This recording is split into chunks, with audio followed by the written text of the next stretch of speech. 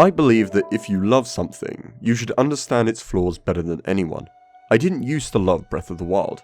My initial few playthroughs were full of awe as I explored every corner of Hyrule, but subsequent playthroughs weren't able to capture the same feelings. I didn't always feel rewarded for going out of my way to do certain things in Hyrule, which left me with very little to do in each playthrough. A lot of criticism I was seeing I initially agreed with. Many jumped at the amount of Zelda conventions broken and how some of them should not have been.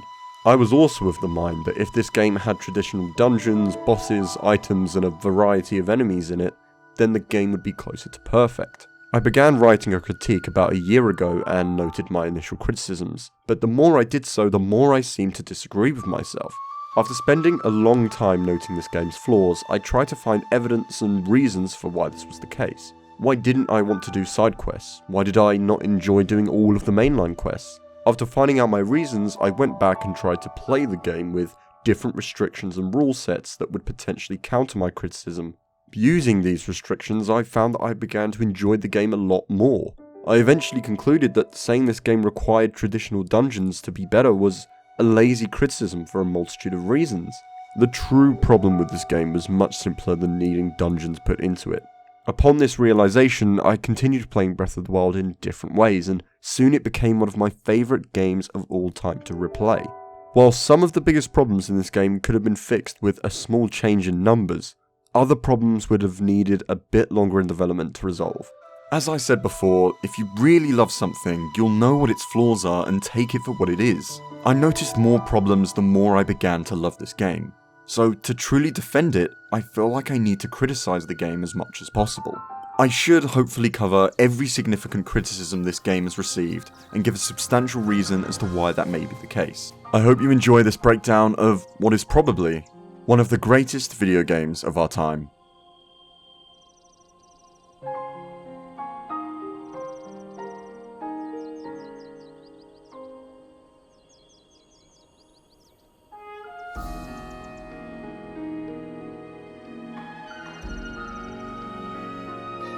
After Skyward Sword in 2011, the next Zelda game was announced in January of 2013. We didn't know much about it other than they were messing around with art styles at the time. They achieved this by increasing the graphical quality of different 3D Zelda games, looking at what style came out as the best looking in HD. Of course, Wind Waker HD showed how amazing it could look in HD, and thus was likely why Breath of the Wild is a cel-shaded game now. It was later revealed after Breath of the Wild's release that this month was actually around the start of development. This means that at E3 2014, the game we were shown was only a year and a half in development. We were shown the open world of the new Hyrule, and while being similar to what we've had before, did look completely new. The original Legend of Zelda from 1986 was one of the first open world games, so it's only fitting that Zelda could come back and revolutionise the open world genre. It was clear, even back in 2014, that this new game wouldn't have the open world as a feature, but the feature. Even though the idea of breaking Zelda conventions was the idea being thrown around during the years of development, what they were actually doing was reimagining the original game using modern technology, breaking down the Zelda conventions that they've created since then. To show how the game could work, Nintendo created a prototype for Breath of the Wild in 2D. This prototype was a seamless version of the original Zelda, with the ability to manipulate the environment to solve puzzles. The physics engine needed to make sense in how it acted so that players could use real-world logic to interact with Hyrule. When moving to 3D, they found challenges in every detail, such as making sure cutting down trees and how they would roll all worked realistically. The world of Hyrule was going to become this game's dungeon, filled with puzzles based on how you would traverse across the world. The exploration is the puzzle, and arriving at your desired location is your reward. When you first leave the Shrine of Resurrection, you are encouraged to head to the right after being shown a small shot of the old man. If you want to, you can completely ignore him and go wherever you want to go. If you head right, you'll find a tree branch, apples, and mushrooms. You are already introduced to finding weapons and food in the environment.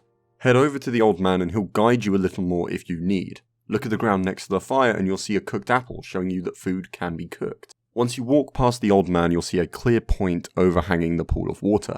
Without telling you that you can, the player will most likely dive off this point. When you do, you'll land in a large circle and unlock what is most likely your first Korok. teaching you that unnatural looking things could lead to rewards. As you make your way to your first objective, you'll start to slowly pick up things such as combat, starting out mostly with the basic hit enemy and get hit back by the enemy, then tackling enemies with shields, and finally enemies with bows. Following the marking point on your map, you'll be able to get your first tower, showing you how you can unlock the map of certain areas. By this point, you've already learned all the basics, what to look out for, how to fight enemies, how to find resources, how to cook, how to build your map, and how to explore. Despite the large number of complex systems in this game, the first few minutes of the game can prepare any player for how to play this game on a basic level. Once you descend from the tower, the old man will then ask you to enter a shrine. The 4 shrines on the plateau follow a relatively similar format. They present you with a single pathway that you can go through. There's no confusion of where to go next. Each path is either blocked by metal doors, a spinning platform, or a damaged wall. You learn the most basic way that the room can be used. There are some other puzzles found in the shrine that make you think about the different ways the room can be used, such as building up momentum, different uses for different bombs, and so on. As soon as you leave the shrine, you'll find various objects and environmental hazards you can now interact with that you couldn't beforehand, showing the player that they can now use these rooms anywhere, not just for solving shrine puzzles. You may also find 1 or 2 places on the plateau that you can go back to using your newly acquired runes to earn treasure in classic Zelda fashion. For the 3 other shrines on the plateau, you were told to head to the top of the tower and use as a vantage point to scout out other shrines on the plateau, and once you find them you can head straight to them in any order you choose. Getting to each of the 3 shrines has a gameplay mechanic that will become useful later on in the game, being climbing and navigating terrain, avoiding powerful enemies, and getting through harsher environments. Getting to each shrine can be tackled in different ways, much like the rest of the game. You can plan your climb up the cliff using resting spots, or you can cook mushrooms growing off the side of the cliff to constantly regain your stamina as you climb straight up. The shrine found in the cold area of the plateau does not sit on the top of the tallest peak, but slightly further away from it. If you decide to go out of your way and decide to head to the tallest peak on the plateau, you're given the reward of the warm doublet, allowing you to explore the rest of the cold area with ease. There are alternate ways of getting the doublet, one of which you can do on the plateau by following a recipe. This means there are multiple ways of getting into the plateau and earning this item. After completing all of these shrines and learning all of these mechanics, the king will give you the paraglider, allowing you to go anywhere on the plateau. Because the plateau is placed relatively central to the rest of Hyrule, you can go anywhere and have a large area to explore. You are given a tip of where to go to next, which is helpful for new players to the game and genre, but this is something that can be completely ignored. If you want to go on and explore, you can take this tip later, but you can also ignore it entirely the entire game and never head to Kakariko Village. If you loved your first time exploring the Great Plateau, then you will most likely love your first time exploring the rest of Hyrule. This tutorial is more than just a way of subtly teaching the player the mechanics of the game. It's actually part of the game and remains engaging. When taking a retrospective look at Breath of the Wild, I think it's often easy to forget or even miss how well designed the plateau is. After all, we know everything the game has to offer. It becomes just an area that has 4 shrines and some Korok seeds. Each shrine becomes a way to learn to tackle the environment and navigate around Hyrule, seamlessly teaching you various mechanics without throwing tips and text boxes in your face. It's only when you see people play it for the first time or really look into how carefully everything is placed in the plateau that you can really appreciate how great this place is for a tutorial.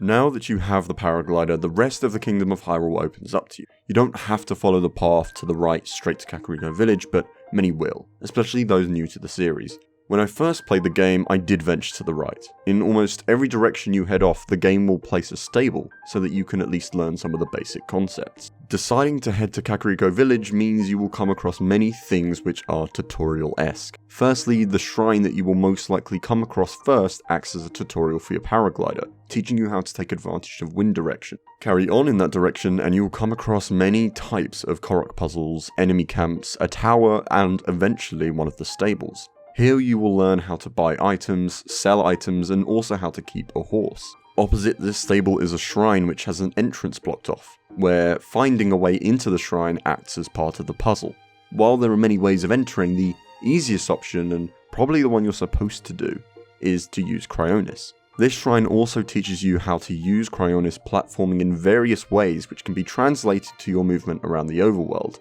From this early shrine you'll probably know how to be able to climb using Cryonis up waterfalls or across rivers. Once you leave this shrine and carry on towards Kakariko Village, you'll come across Hestu, and completing his side quest will give you the ability to upgrade your inventory space.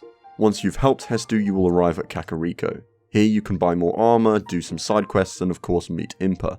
Impa will give you the main quests of this game, being the Divine Beast, as well as a quest which will allow you to earn memories, a quest which will allow you to unlock the Champion's Tunic, and you can also begin a quest which will allow you to upgrade your Sheikah Slate. From this point you will have more freedom with what to do next. If you find the shrine at the top of Kakariko, this will teach you to perform some advanced combat techniques such as parrying, flurry rushing and charge attacks. By simply following the designated path to Kakariko Village, the player is guided into learning so many things. The different types of Korok puzzles, how to use the glider, how to platform with Cryonis, and how to register a horse, make money, upgrade your inventory, and even perform better in combat. Although it seems simple, the placement of these various things are done well. You're not forced to learn all these new things, they're not a tutorial you have to go through, but if you follow the guidance, you'll be able to learn these more basic things to be able to go through the game.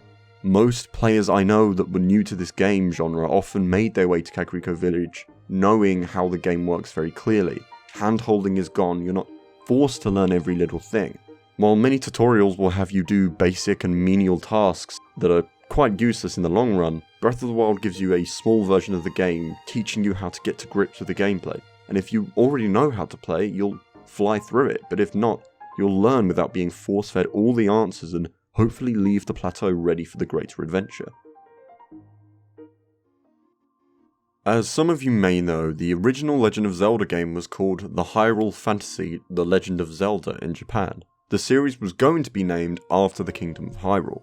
In retrospect, I find this to be a far more fitting title for the series, though no one could know if the title will be as iconic as The Legend of Zelda is now. Even back then, Nintendo knew what the most incredible part of the game was, having a large open world to explore. This game was able to accomplish that in a way that no other game has. The term open world has been taken to a whole new level through the ability to climb anything in the game. This means that anything can be placed anywhere on the map, and you'll be able to get to it if you want to. From the first time the game was revealed to even now, I still marvel at the fact that you can see the other side of Hyrule and know that you can make it there. The artwork shown in the original Legend of Zelda is now truly imagined with modern technology and game design. Breath of the Wild masters open world exploration using two simple mechanics, the ability to go up anything with ease and the ability to get down anywhere safely. When Nintendo described this game by calling it open air rather than open world, I initially just took this as them not wanting to associate themselves with a genre that they didn't create in classic Nintendo fashion. But once I got my hands on the game, I really started to understand what that meant. Getting up a mountain and down to wherever you want is seamless. As long as you have the stamina or plan well enough, any peak is reachable. This takes exploration in 3D to an entirely new level. While many games mountains are used to block the player from exploring areas that are empty, mountains here create a greater level of exploration by having you explore the entire mass. For example, if we take the Twin Peaks, not only can you find 2 shrines around the bottom, but more on top of each mountain. Some other mountains, especially those in the Hebra region, can be entered. This means the idea of 3D exploration has layers to it, adding even more depth to the exploration. One shrine that took me ages to find lies around the northwest corner of Hyrule. My Sheikah sensor was going crazy around the back of a cliff face, but I couldn't find the shrine anywhere. The problem was that I wasn't thinking about the game in true 3D space. To get to this shrine, you have to get to the other side of the mountain and solve a puzzle which opens a door, allowing you to enter the mountain. This is a great example of where this game's idea of making getting around the overworld as a puzzle truly shine. You're actively solving how you will climb up certain surfaces, while also trying to find what you're looking for. Another mechanic associated with climbing is the ability to obtain a good view of wherever you are at any time. If you're without a map and can't find where the nearest tower is or whatever you are trying to find, you can climb up pretty much wherever you are to have a look around. This can also be used to find new things to head towards, such as pinpointing new shrines on your map and even finding things you think look interesting and may want to explore. The entire world can be seen before you, causing you to want to create your own adventures to whatever piques your interest. In many places this can be incredibly satisfying when you see something interesting in the distance and going a long trek towards it to be met with something incredibly cool. Sometimes this mechanic is not always taken advantage of. When starting out, your journey to finding the Divine Beast is simplified by having their exact locations put on your map. From the Great Plateau you can see 2 Divine Beasts and you already want to head towards them. I understand why they have King Deafness and Impa tell you about them, but it could have been great to discover what they are once you venture towards them. As a similar example, when you head to the top of Mount Lanayru, you are heading towards something that you don't really know much about, becoming clearer the closer you get towards it. That thrill could have been incredible with at least one of the Divine Beasts, but I don't understand why we're told everything about them and their location. I don't think they needed to tell you where exactly Ganon or the Divine Beasts can be found. This is the only open world game where you can climb to a mountaintop and see everything on the other side of the map. This should have been taken advantage of more in this situation. Considering how clear pathways and signs are, I would even go as far as say they shouldn't have pointed to where Kakariko Village was on the map, as you would have stumbled upon it eventually. Being given a general direction to go towards the Twin Peaks would have been more than enough considering there are various signs afterwards telling you where to go. Maybe you found a Divine Beast before you found Kakariko Village, which would have been excellent. Find one Divine Beast, then head towards Kakariko, and be told where there are 3 more for you.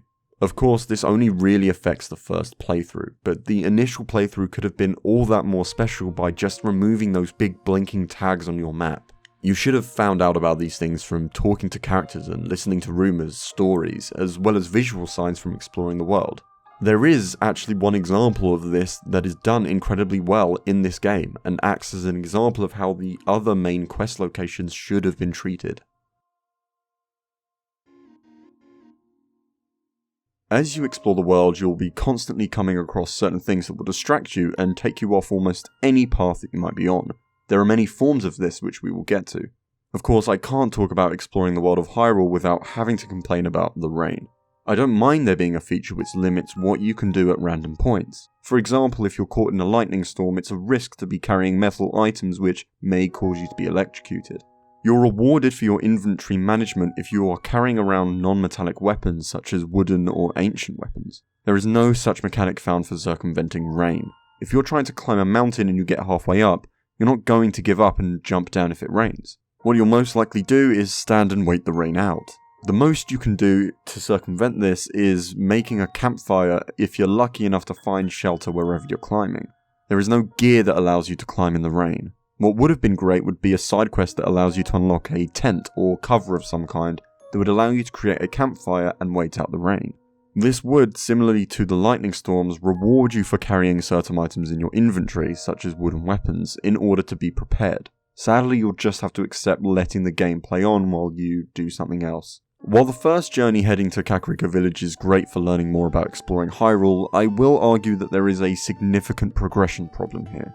You'll come across the first stable very quickly and need only 20 rupees to keep your horse. There is always a beadle at a stable you can sell to, and it's very unlikely that at this stage you won't have a variety of things you can sell to earn 20 rupees. If you don't have a horse yet, there are horses hanging out by the land near the stable, so you can easily go and grab one. So before you've even finished your tutorial journey, you probably won't have to worry about relying on walking or using wild horses anymore. I'm not saying that you shouldn't be allowed to keep a horse this early on in the game. I don't think the game should give you barriers like that. But there is no quest or anything required to unlock this. It's just there for you, removing the appreciation you could have for being able to traverse the world at a much greater speed. There's also a similar situation in this game with armor. To get the flagship tunic, the champion's tunic, you only need to find one of the memories. These are pictures taken from certain spots in Hyrule, giving you a cutscene if you're able to find the same spot it was taken from. While some of these are a little more difficult to find, some are insanely easy, such as the one facing the Jewel Peaks, which was probably most people's first memory, or the one taking place by the large horse statue that you're very unlikely to miss on your way to the Hebra region. You only need to find one of these in order to earn the reward of the champion's tunic. Finding all other memories only gives you a cutscene at the end of the game and doesn't unlock anything else. So finding one easy memory and you've earned one of the best pieces of armor in the game. or you can just buy the highest defense armor in the game from a store in Hateno. Take your pick. All of this happens before the end of what is essentially the tutorial, so moving forward from here there isn't much to unlock. I won't delve into this too much now, but this definitely adds to the problem of progression that exists in this game. As you explore Hyrule, you'll come across multiple villages and camps containing people you can talk to. Most of these characters have schedules and purposes that make the world feel more real, especially when watching them react to changes in weather or when night falls. Many characters will also be how you obtain the game's side quests. What makes these side quests a significant improvement over others is their availability. Side quests aren't required to be completed in any order, with the exception of needing to complete a divine beast to gain access to a few. However, when completing these side quests, I didn't feel like I got an understanding of how the average character feels in this world after the calamity. I only make this point because when compared to how other games' side quests function, you often get a storyline that helps build the world. You get the odd NPC here and there that talks about guardians and such, but I don't feel it from a large number of characters. If you go to Hateno village, maybe one person seems to be aware that the outside world is dangerous, and another old woman in the village will tell you how people from Castletown escaped to Hateno, but this is never really explored in any way. What was amazing about Majora's Mask's side quests is how they set the tone and story of the world better than anything else in the game, and that's completely missing here.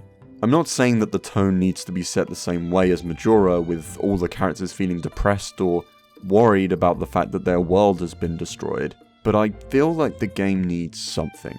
Even if it's an overwhelming message that there is hope in rebuilding Hyrule, that would be an improvement. This can be seen somewhat in the Tarrytown side quest. Even if they wanted to tackle different tones with different characters or villages, that would be great. Majora's Mask didn't just make me want to save the world for the plot, but to save it for all the characters that were there. The more side quests you do, the more you want to defeat Majora. But not many people really seem to be affected by the calamity. If anything, you only really want to do this to save Zelda, but not really to free the people. To put it simply, there could have been more here. I also feel that with the side quests, the disappointment extends with what the quests usually entail. Every now and then you'll be asked to find something interesting, but the vast majority of quests will be fetch quests. Get 10 of this bug, get 5 of this mushroom, find these items so you can cook this meal. They're not exactly the most fun. Do note that this doesn't apply to shrine quests, however. The problem with side quests doesn't just come from a lack of rewarding story and lackluster gameplay, but also a problem with the rewards themselves. Out of 79 side quests in the base game, just over 50% of the rewards for them are rupees, mainly being 50, 100 or 300 rupees. The other rewards are mostly food, with less than 10 of the side quests being something more substantial, like clothing or a special kind of gear for your horse. The concept of earning money through side quests is a good idea, and it works in many games. It could have worked in this game. The problem is that these rewards are completely undermined by your ability to sell items in the game. Earning 100 rupees from doing an entire side quest can feel like a complete blow after earning 2,000 rupees just from selling your spare gems. It makes the side quest feel worthless. You can do a side quest and earn maybe 100 rupees, or you could find some stones on a cliff, blow them up and get 100 or 2, maybe 500 if you're lucky. In many ways, these side quests aren't exactly what they could have been. A little touch up to the storylines, making us feel more empathetic towards the characters, and some better rewards so that it feels worthwhile doing them. But whether it's a good thing or not, side quests won't be taking up the majority of your gameplay. Many of you will have probably heard someone say something along the lines of, "If you think it will work, it probably will," when talking about this game. The physics engine has been very well designed so that you don't have to constantly learn how things work, but simply have to apply a constant logic and understanding of the physics engine throughout the game. Obviously, there are cases when the physics engine in this game don't exactly align with real-world physics, yet I'd argue it's a testament to this game to say that even though this is the case, you'll pick up how the differences work very early on and will always be able to consider them. The 4 runes that you earn in the plateau are essentially different ways you can interact with the open world, and despite only having 4, will lead to hundreds of different interactions with the world around you. Most of the runes are quite simple. Magnesis allows you to manipulate any metal object and move it around as if it was weightless. Using this rune in puzzle solving is relatively simple, requiring you only to notice if an object is metal and thus can be moved. Cryonis allows you to create pillars of ice wherever there's a body of water. This starts off as simple by creating pillars that rise from the ground which can lift up objects, and can also be used by the player to climb or cross a body of water. The rune becomes a bit more complex in some shrines where there is a variation in bodies of water around, such as a waterfall. You can only create 3 pillars of ice at any one time, so the puzzle solving starts when you decide how to prioritize where they should go. Another puzzle in the Varuta Divine Beast requires you to create a Cryonis block on a water source, preventing any more water from coming out. This is one of the better puzzles that use this rune, though there aren't many examples where the rune creates some more complex puzzles. The remote bombs are similar to the bombs which we've had the entire series, and besides from the bow, it's the only traditional Zelda item we see return. The bomb itself isn't the most interesting rune on paper. The only change from the older games is that you can decide when it will explode at any time, and also that you have 2 different types. You have a square bomb which stays still and won't roll around, and you have a sphere bomb which will. The puzzle solving with this rune often comes down to 2 things: deciding the correct time to set it off, and using the physics engine and environment to move the bomb around. Because of this, it's able to create puzzles that still feel fresh by the end of the game, especially when puzzles start to incorporate more than one bomb at a time. One shrine which gives you the hint of using 2 bombs is called 2 Bombs, and incorporates this very well. While the title of the shrine may spoil the solution a little too much, the puzzles are still great. One puzzle has you use one bomb to send another bomb flying up by activating a pillar, which you then need to activate to hit a switch higher up. The final puzzle requires you to hit the same switch using these 2 pillars which send a bomb back and forth. While both bombs are the same weight, the player will find by placing a cube bomb on these pillars that the cube bomb will not travel as far due to friction along the surface being pushed by the pillar. That's right, the game uses friction to solve a puzzle. Once you figure this out, you have 2 bombs that you need to set off to complete the shrine, making sure you time it correctly so that one bomb doesn't cause the other to explode. The rune that stands out the most is probably the Stasis rune. Not only is this rune the most complex in how it interacts with the environment, but also provides the most variation in how different puzzles can be solved. If you ever use a combination of runes to solve a puzzle, Stasis will most likely be one of them. In its simplest form, Stasis stops an object in time. This can be used to stop a ball from hitting you, hold down a switch for longer, or even keep something suspended in the air to allow you to climb higher. Like bombs, it can also be used in combat to hold enemies down and deal damage to them. When an object is held by stasis, the player can apply force to it, which all unleashes once the stasis is over. This allows the player to move incredibly heavy objects as if it was a golf ball, and can be used on pretty much any free moving object. No matter what side you hit the object from, all force will release in the direction of your last hit. While not entirely physics accurate, it stops the rune becoming irritating if you accidentally apply force in the wrong direction, giving the player time to adjust. While this rune is not always used in the best way, such as the golf ball shrine, a lot of puzzles involved with this rune can be a lot of fun to figure out. The best example of, if you think it should work, it probably does, came into play for me in one of the DLC shrines. You're required to get across a room using metal blocks, but the puzzle is that you need to conduct electricity across these blocks to open the door. You can't run across these blocks while they're conducting electricity, so you need to find a way to cross first and then conduct the electricity. While there are many ways to solve this shrine, the most simple solution is to use stasis on the first block, which will stop the flow of electricity in time, allowing you to walk across it. An incredibly simple puzzle for sure, but this stage I was never required to stop the flow of electricity with stasis, so figuring out that it worked here was a great moment. Of course, stasis should stop the flow of electricity if you freeze its conductor in time, so seeing it work was just a great example of the masterful work put into the physics engine. Some of the best shrines actually come from the quests called Shrine Quests. These quests will get you to do something in the overworld in order to be able to access the shrine, making most of the puzzle solving take place in the overworld. I won't go into too much detail on these quests now, so keep them in mind. The problem you can find with shrines when comparing them to traditional dungeons is not the difficulty of the puzzles, the lack of traditional items, or even their length. It's mainly down to how the puzzles are solved in isolation, with getting around the shrine and figuring out where to go being absent in the puzzle solving. I will get onto traditional Zelda dungeons later in much more detail, but for now let's keep things simple. Part of what makes Zelda dungeons great is their branching paths and using a combination of solving puzzles and learning the dungeon's layout to be able to get through it. Shrines almost never have complexity to their structure. At all points you know exactly where to go and how you're going to get there, with the only challenge coming in the form of solving the isolated puzzles. This isn't inherently a bad thing, as much of the type of maze-like gameplay and orientation is replaced by getting to the shrines themselves, figuring out how you'll reach certain peaks, or trying to pinpoint the exact location of the shrine once your sensor goes off. The problem this game has in satisfying this aspect of traditional dungeons isn't just a flaw of the shrines themselves. I will say that not all shrines are great. Out of 120 shrines, 20 of them are test of strength shrines. These are just shrines that get you to kill off one enemy to complete the shrine. They try to add a little variation to each one, changing the environment in little ways and changing what weapons the mini guardians will have to fight.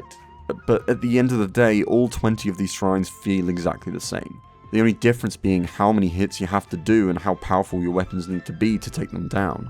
I don't believe for a second that these are the shrines that the designers wanted in the game. Obviously, time constraints meant that they couldn't fill all the shrines in time with original ideas and therefore filled the remaining ones with tests of strength. But what's irritating is that a lot of the shrine quests, which in themselves take a lot of time, have their own little shrines that aren't just blessing shrines. The blessing shrines are shrines that don't have any puzzles in them but just a chest and a spirit orb to collect. Some original ideas for shrines are used for shrines unlocked by shrine quests, which is entirely unnecessary.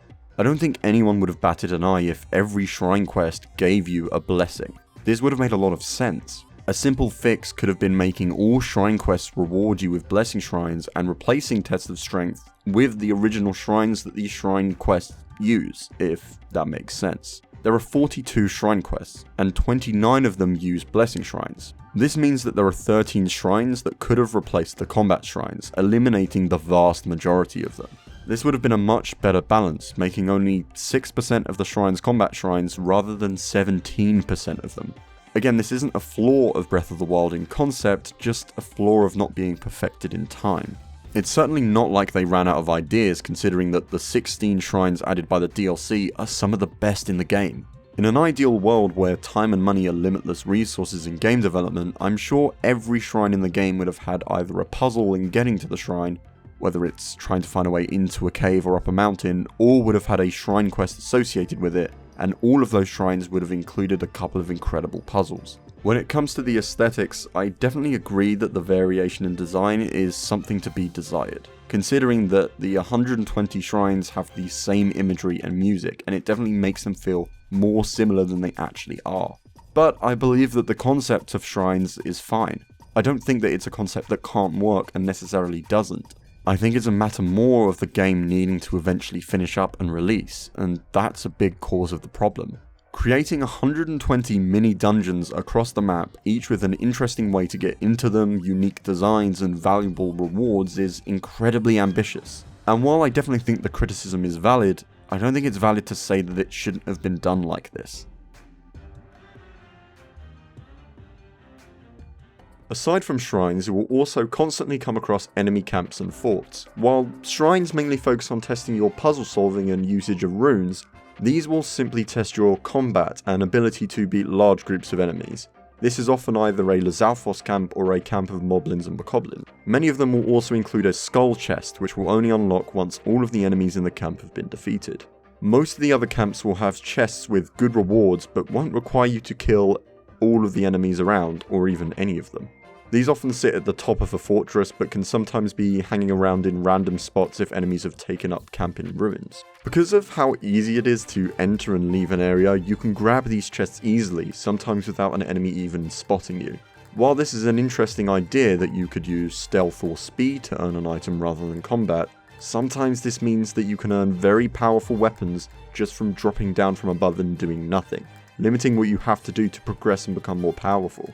These camps act as a good break from your exploration, having you engage in something more active and adding purpose to the building of your arsenal. They have a separate problem which we'll come back to soon.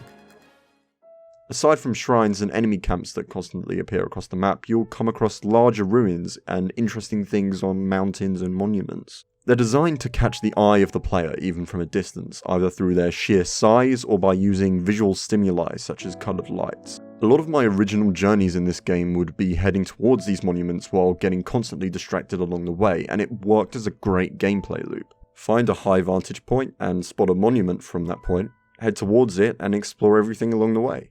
The main problem and common criticism that comes with this is the reward that you receive at these monuments. More often than not, these points of interest will often reward you with a shrine, acting as a shrine quest. I think the disappointment in this reward is how much is built up heading towards the point and completing the quest there, only to be rewarded with one shrine out of the 120 that are around Hyrule. What adds to this is what I mentioned before with veering off of your current path. Let's use Lanayru Mountain as an example. Lanayru Mountain is the largest mountain in the game and can be seen from almost any point on the map. This means that the player could end up on a long journey heading towards that mountain, likely picking up a few Koroks, some items, and most likely a fair few shrines that stick out to you on your way there.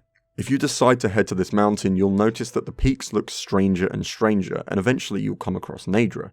This dragon is infected with malice, and you have to shoot the eyes on its head to free him. Once freed, you'll be rewarded with a shrine, gifting you with a frost spear and a spirit orb.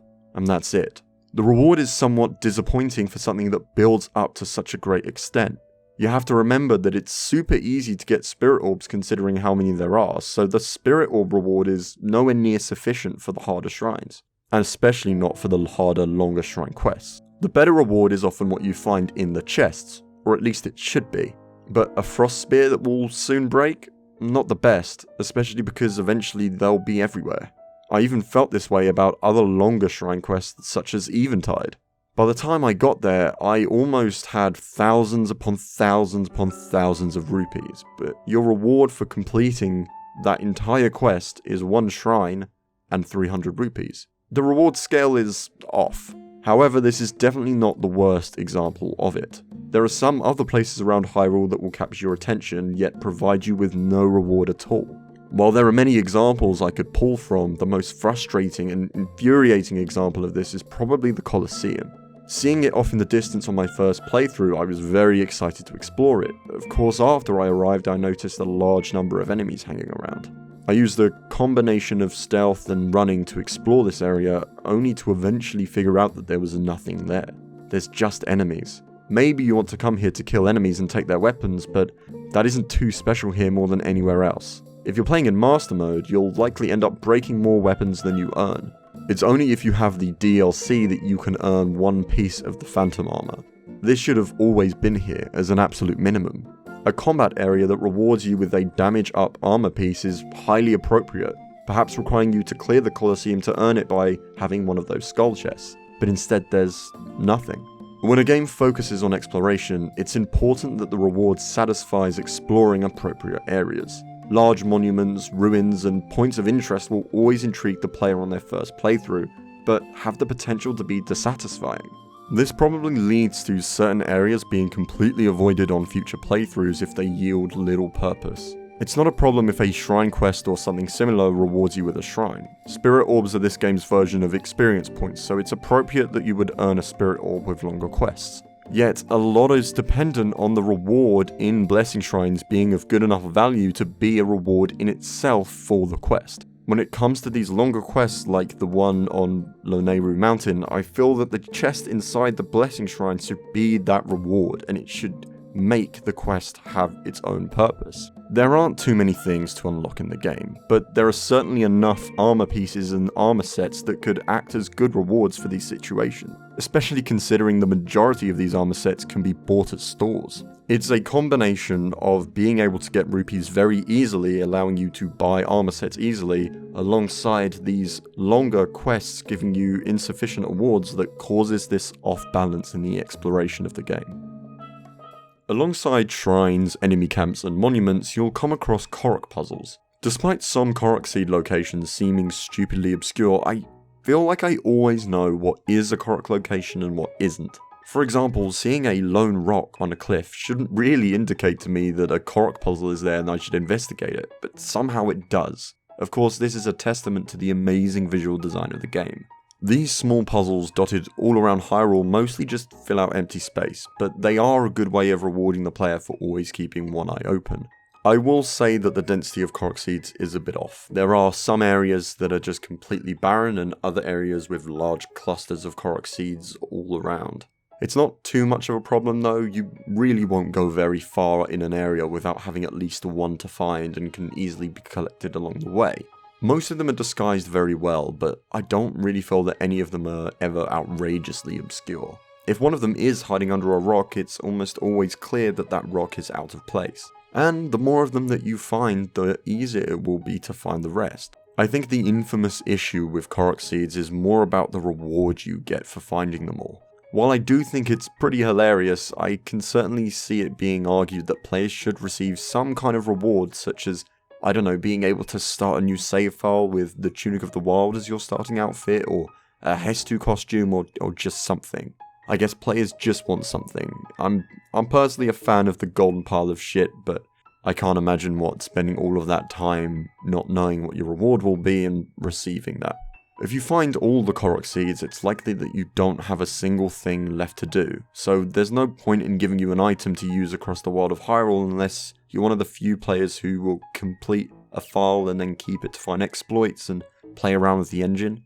So again, I think a better reward for this should have been something that affects your next save file, such as starting out with a new item or a different weapon or something, but as it is, a medal isn't the worst. I can't say that I can ever really agree that the overworld in this game is empty. If you look at an overworld map with everything marked, you can compare the density to other open world games, and more often than not, it at least matches up.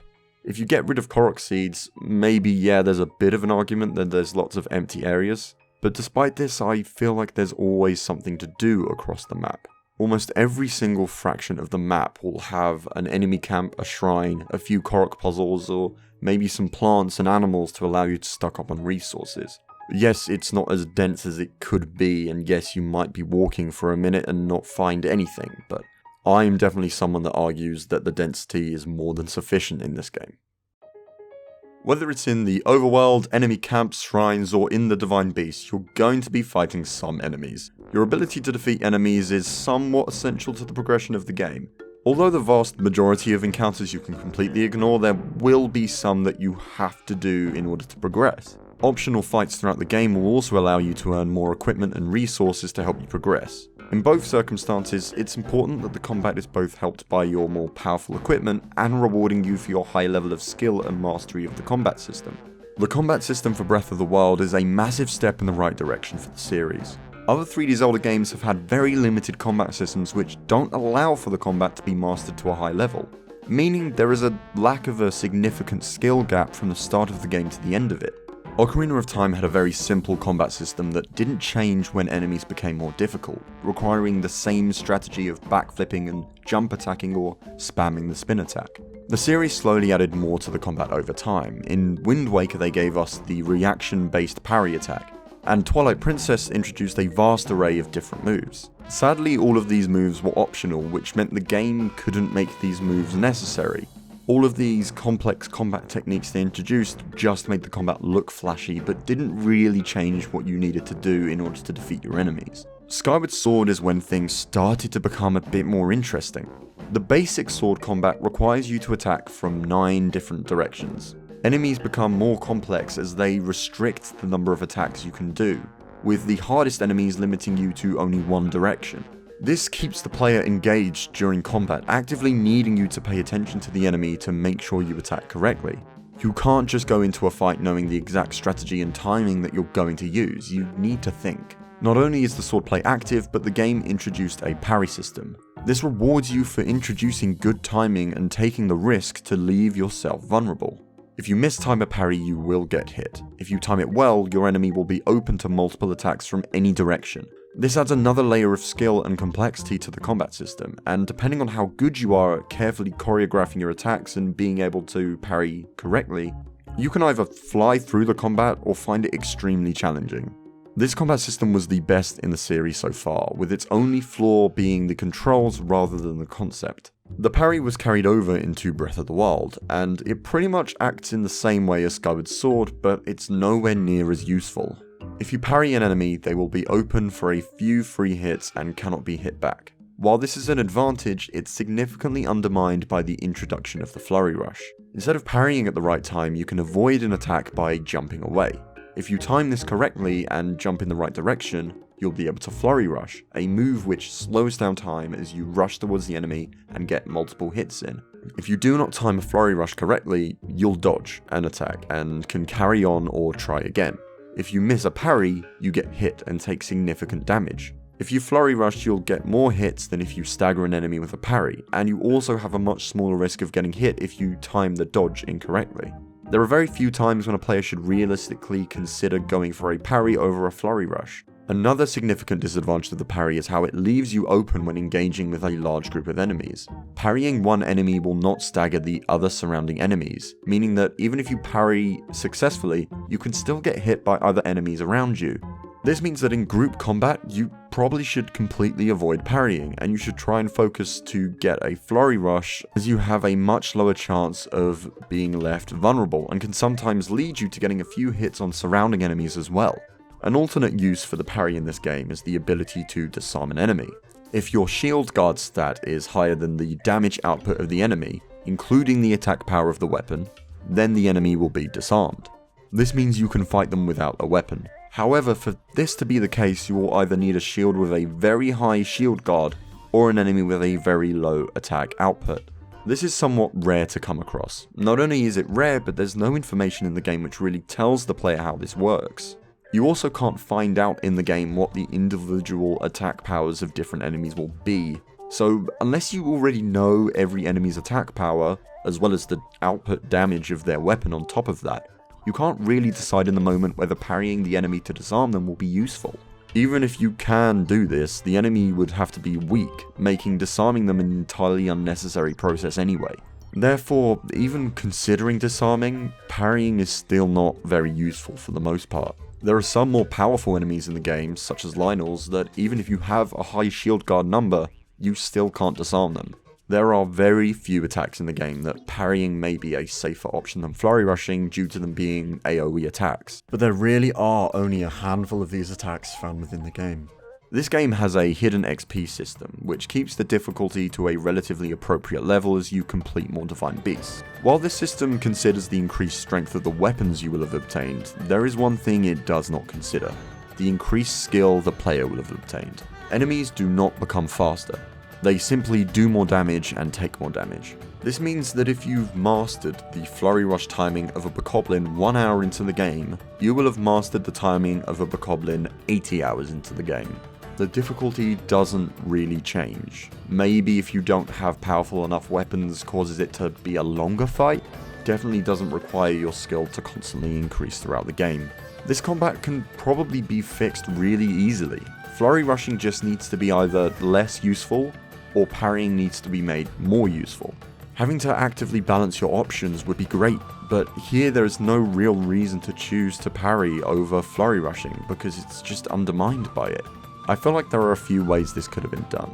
Firstly, dodge jumping, which gives you the opportunity for a flurry rush, could use stamina, and enemies should attack with more successive combos. This would mean that dodging too much could cause a window to be left open for the enemy to attack you, and therefore parrying could actually be a safer option. Flurry rushing could also have a tighter window on some enemies, as it can be overly large, allowing you to dodge everywhere and get a flurry rush in. And I definitely think you should only be able to flurry rush the enemy that you are targeting. If I target one enemy that's swinging at me, especially if they're an enemy with a large gap to be able to get a flurry rush in, I can jump around and the game will connect my attack with any of these surrounding enemies, giving me a very high chance of getting a flurry rush in just by jumping around. Dodging is probably one of the most flawed parts of the combat. For some reason, the dodge mechanic, aside from the flurry rush, is just as simple as it was in Ocarina of Time in 1998. Arguably, in some cases, it could be worse. Dodging is still limited to 4 directions, and you can't even do it without targeting an enemy. It's the same mechanic we've had for 18 years. This means that if you're fighting a large group of enemies, you have to target one of them to be able to dodge their attacks. This causes its own problem when you can't move the camera to see what other enemies are doing when they're attacking you, so you wouldn't even know what you're dodging. This system of dodging is dated. There's no reason it should really still be here. I'm not against being able to target your enemy, I think it's a good thing, but giving you something like perfect dodging for enemies you're not targeting, and limiting your dodge to when you're targeting an enemy, should absolutely not be here by this stage. Punish me for abusing the dodge and flurry rush, and give me an incentive to parry. A really good incentive to parry would be to give a large stagger to the surrounding enemy so that parrying one enemy's attack doesn't leave me vulnerable. But still, that doesn't make it much more useful than a flurry rush, if at all. I think these changes are pretty small, but it shows how fundamentally the combat is great, and a good step forward that the series has needed for a while, but it just needs a little bit more fine-tuning, a little more balancing to it. We need a dodge move for groups of enemies independent of whether or not you're targeting an enemy, especially when this game decides that a higher difficulty area is just a larger number of enemies. Flurry rushing should only work in perfect timing for the enemy that you are currently dodging or targeting so that it can't be spammed and abused in group fights. And there also needs to be a punishment for mistiming a flurry rush dodge, such as using stamina, so that there is an incentive to parry instead of flurry rushing. This game should have found a way to stop the player from just being able to flurry rush the entire time to get through combat encounters. Don't get me wrong, this is definitely the most advanced combat system in the series, and the amount of options you have to destroy your enemies are incredible.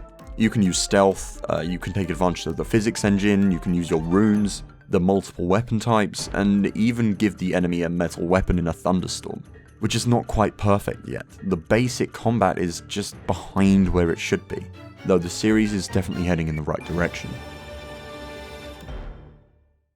A common criticism is that this game does not have enough enemy variety. Considering that this is the largest Zelda game and is also probably the one that focuses on progression by defeating enemies more than any other Zelda game, the fact that this game has the lowest number of unique enemies in the series by a long mile makes me more than inclined to agree. The main enemy types that you will fight in this game are bokoblins, moblins, Zalfos, and guardians. There are other small enemy types, but they all die in 2 or 3 hits and don't require players to engage in true combat. Guardians are their own thing, so we'll come back to them later on. The main enemies I want to look at are the bokoblins, moblins, and the Zalfos. These 3 enemy types are what you'll be fighting across your entire journey throughout Hyrule. While it's true that there are very few enemy types, as I explained before, I don't think that's the biggest issue when it comes to the enemies. The bokoblins alone show more behaviour and response to their environment than any other AI in the series. Then you can combine that with the AI of moblins. Moblins can pick up bokoblins and throw them. However, moblins are even easier and simpler to defeat than bokoblins. Because of the size and incredibly slow attack speed, they can't hit you at all. If you stand right below their arms and circle them, they just can't hit you. The main problem is that this combat doesn't change or get harder as you go through the game, but simply that damage numbers go up. Once you've gotten the timings down for these 3 enemies, which will likely be very early on, you will have the skills to take on the same enemies for the rest of the game. Having a higher defense or higher attack doesn't really matter if you no longer get hit by these enemies, it just increases the length of these fights. If they incorporated a way to make enemies at higher levels have longer combos or faster moves, then combat would keep you engaged as you progressed, without the need to design new enemies with new behaviours and moves. Yes, different enemy variety could resolve this, but all the game needed was slight changes as you progressed to break the timings that the player had already adjusted to. To combat the game's enemies, there are 4 different weapon types. These are the short sword, the heavy weapon, spears, and bow and arrow. Other than Zalfos, there are no enemies which give you some distance if you're using the spear, making it one of the weaker weapons. In fact, the distance that a spear keeps you at when fighting a moblin actually puts you in more danger than being right underneath them with another weapon. I never found that it was necessary to keep a spear in the inventory, and they would be the first weapons that I swapped out. However, heavy weapons and short swords offer their own benefits for using each, which means you'll want to keep some in your inventory. Heavy weapons give you a higher DPS, especially if you're using a charge attack, whereas short swords will allow you to use a shield, offering you better defensive capabilities. You can also use a bow and arrow as a main weapon, which works very well in the game. Weapons can be earned anywhere, from chests in the overworld, in shrines, random spots, and even taken off of the enemies. This means that when you earn weapons, and what you earn can be completely random. Weapons are not infinite, they will break quickly, and this has led to a lot of criticism. I think the misconception is that the speed that your weapons break is a problem, but I would have to disagree. There is no real knowledge of how to obtain more weapons, and therefore the player has no reason to feel safe using up their weapons. Remember the problem I mentioned with enemy camps? It's because of the weapon breaking system. Is it good that a powerful weapon will break if I use it in a powerful enemy camp? Definitely. If I find a very high powered weapon early in the game, If this weapon didn't break it, I could kill all the enemies in a high level camp easily and take all their weapons. This cycle would not end, meaning that if I had one powerful weapon, I could keep earning more powerful weapons, making my equipment too powerful early on. So where does the problem originate? The problem is that if your weapons break, there's no certain way that you can earn new weapons. Some camps can give you some really bad rewards, such as a piece of amber, or maybe a good reward such as a strong bow or melee weapon. If I decide to break 1 or 2 weapons and perhaps a bow or 2 to kill this camp, my reward would not be worth the weapons I used. I might as well just ignore this camp. More often than not, I do. There's just no need to engage in these camps and risk your weapons. It's unlikely a player will want to engage in a camp, no matter how high their level, if it means that they might just use up their weapons with no secure way of getting some new ones back. This is especially the case considering the reward is often not worthwhile. If I knew that there was a way to earn weapons back easily, I would have more incentive to use them. What's an easy way to do this? Well, probably through a crafting system. The most annoying part about this is that a crafting system already kind of exists in the game in 2 places. Firstly, it exists in Akala, where you can create weapons from Guardian parts. These are expensive and rare parts, but they forge some of the most powerful equipment in the game. A good way of incorporating this would be allowing you to use the ore you collect in the game to craft weapons. This would probably solve 2 big problems this game has. Firstly, it would give you a safety net, making the player feel more comfortable using their weapons, knowing they could use these ores to create new ones later. Secondly, it would give players a reason not to sell ore. As we know, ore comes in pretty great abundance in this game, meaning you can almost purchase whatever you need whenever you need by selling these items. Even though Guardian cores sell for a lot of rupees, I would never sell them because I know I can make weapons late game. The same would go for ore. You could either use the ore to make weapons, meaning you would have to earn rupees another way, such as through side quests, or you could sell your ore but lose the security of being able to craft weapons as and when you need them. You can already use a diamond to forge the champion weapons, but these are unlocked so late in the game and this security needs to be there earlier on. Also, you need to find the base level version of these weapons. Whether or not you're willing to use the champion weapons is dependent on whether or not you know how to get your hands on the base version of each weapon. The base versions of each weapon can be found in the respective village, but it's just annoying having to do this. It's not necessary. They might as well make them permanent items like the Master Sword, but make their damage equal to 0 if they're overused, making you have to take them to get fixed. Another way that could make this problem a bit better would be the ability to store weapons elsewhere. Having a limited inventory is important, as it stops you from having too many powerful weapons during one combat encounter. It would be good to know that even if you use up all your weapons, you have some you can restock on so that you don't just completely run out. Even when you buy a house, you can never store more than a couple of weapons. Maybe saddles could allow you to store weapons. This would be a great side quest reward and could give you different reasons to use different saddles rather than just for cosmetic properties, and will give you a reason to redo those side quests on further playthroughs.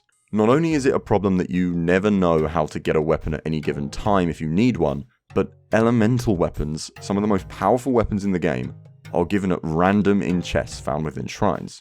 The elemental weapons can one-hit certain enemies of the opposite element. For example, it's useful to have fire weapons in a snow area as you can easily kill snow enemies. While I do think that one hit is far too small, making you fly through these areas if you happen to get a fire weapon rather than just make them easier, the idea that certain weapons will be better for combat in certain areas is another great way of adding prep. The problem is that the game doesn't exactly allow you to prep because you receive these weapons at random. You can't prepare yourself with fire weapons to enter a snow area because you'll just have to hope that you maybe received one earlier. Either one of the 2 things I mentioned earlier, being the ability to store weapons or craft them, would fix this. However, I am going to argue that crafting would be much better, mainly because this would allow you to re-explore certain areas. Let's have an example. Let's say you wanted to venture into the snowy areas. You could head over to Death Mountain, collect some fire-based ore, allowing you to craft fire weapons which will help you in the snow areas. There is a good example we can use that you can actually find in the DLC. One of the quests has you fight a harder version of Molduga. The difficulty of this boss is dependent on whether or not you have electric weapons on you. This boss will not die in one hit if you use an electric weapon, but will take extra damage if you have them on you. It is a lot more difficult if you do not. The problem was that I was willing to leave this fight in order to explore a different part of the map to earn some electric weapons, but the game fails to provide a way for the player to prep for this fight, so I just had to break a large number of my basic weapons to kill it. While being a lot better than just killing enemies in one hit if you have the right weapon, it should be paired with a way that allows you to prep for this fight. A specific ore that I can collect in a certain area may be paired with a side quest that allows me to use that item to craft electric weapons would be a great way to allow the player to prep. Being able to prep for fights would be incredibly easy to do, especially alongside the great inventory and menu system that this game has. I don't think I've come across a game that has a menu as easy to use as Breath of the Wild's while still remaining complex. There are a fair few windows and submenus within this game, but it's so well organised that most players will know how to use it within the first hour. Crafting in this game is limited to creating food and elixirs, but the simplicity of this system works incredibly well. If you want more hearts, add seasoning and variation to your food. Want to keep yourself warm? Well, add some chili peppers. Want something to increase your defense? Add something that sounds tough, like iron mushrooms. If you're at full health, but don't want to waste food to give Link buffs, eventually you'll figure out how to make elixirs from bugs and monster parts. This system is drip fed to you at a good enough pace that it's unlikely you'll ever be lost, but if you never really want to make elixirs, you can get through the game fine. No matter how advanced you are at this game or this genre, a menu that is this easy to use is always appreciated. The map in this game is also incredibly clear and easy to use. You can view the types of terrain, names of certain areas, what paths you can follow, and so on. This map will line up incredibly well with what you can see, meaning navigation is incredibly smooth.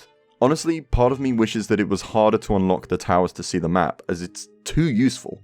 There's rarely the sense of you being lost. Of course, there are some towers which are a bit more difficult to get to, but the vast majority will be achievable as soon as you find them. The map is great, but honestly, I often play without it. Not that it's a bad thing, I just love that the option is there. The only problem that I have with the UI of this game is not being able to see where the last few shrines or Korok seeds are on your map. Once you get above about 110 shrines, it becomes very difficult to find the last few, even with the Sheikah sensor. And of course, finding all 900 Korok seeds across the whole of Hyrule is a nightmare. For the sake of completionism, I don't see why each map area can't have a tally of how many shrines and Korok seeds are left there. Perhaps this could have been a feature that would have been unlocked after you reached a certain threshold, such as 100 shrines and 500 Korok seeds. This would make it a tad easier for people to complete this game without needing a guide or reference point, and could also make you feel like the completion is much more achievable. If you knew where your final shrine was, you'd be more likely to try and find it yourself. It's annoying to know that you have one shrine left which could be anywhere across this map, and even worse finding the last few Korok seeds. One thing I do want to talk about quickly is the integration of amiibo in this game. Most of the Breath of the Wild designed amiibos simply give you items you can already find within the game, and are essentially harmless. I can understand why it'd be irritating purchasing these amiibo over others, however, and finding that the Breath of the Wild amiibo are not as special as the non-Breath of the Wild amiibo. Twilight Princess Link will give you the Twilight Princess tunic as well as unlock Epona. The Young Link amiibo unlocks the Fierce Deity outfit and sword from Majora's Mask. The Guardian amiibo will give you Guardian parts and some ancient arrows. Another amiibo that gives an extremely cool reward is the Wolf Link amiibo, but for such a cool addition to Breath of the Wild, the way of getting it is even more difficult considering it only comes with the physical limited edition of Twilight Princess HD for Wii U. The only Breath of the Wild amiibo that gives you any unique item is the Link on Horseback amiibo. I was really frustrated when I found out that the default saddle that had been used in all the marketing could only be unlocked through this amiibo. By the time I find out, they'd already sold out. It felt strange seeing this horse and saddle for 3 years only to not be able to unlock it. It's made worse by being able to see Link use this saddle in memories and still not being able to unlock it in the game. I wasn't able to get my hands on this amiibo till last year, so while I think amiibo are very cool and appropriate for some, including the anniversary amiibo, they're underwhelming for others. You really did get screwed over if you chose to buy the Breath of the Wild amiibo over other Zelda amiibo for Breath of the Wild. You can also earn a green tunic from your favourite Zelda game as soon as you scan an amiibo, undermining the reward for completing all 120 shrines. A lot of these items could have been good side quest rewards, but I find it sad to see that they're willing to sell out the main gameplay mechanic of this game, being exploring for items, in order to sell figures. Either that or they don't actually know what the point of their own game is. What developers did seem to get right about their game is the sound design, especially the music. While Breath of the Wild doesn't have music playing at all times, the tracks that are there are amazing. As an example, a different overworld theme plays while riding on horseback to better match the rhythm of movement. The same can be said about all of the villages found in the game. All use instrumentation that mirrors the people that actually live there, and the sudden transition from no music to beautiful and structured melodies matches the visual and thematic transition brilliantly.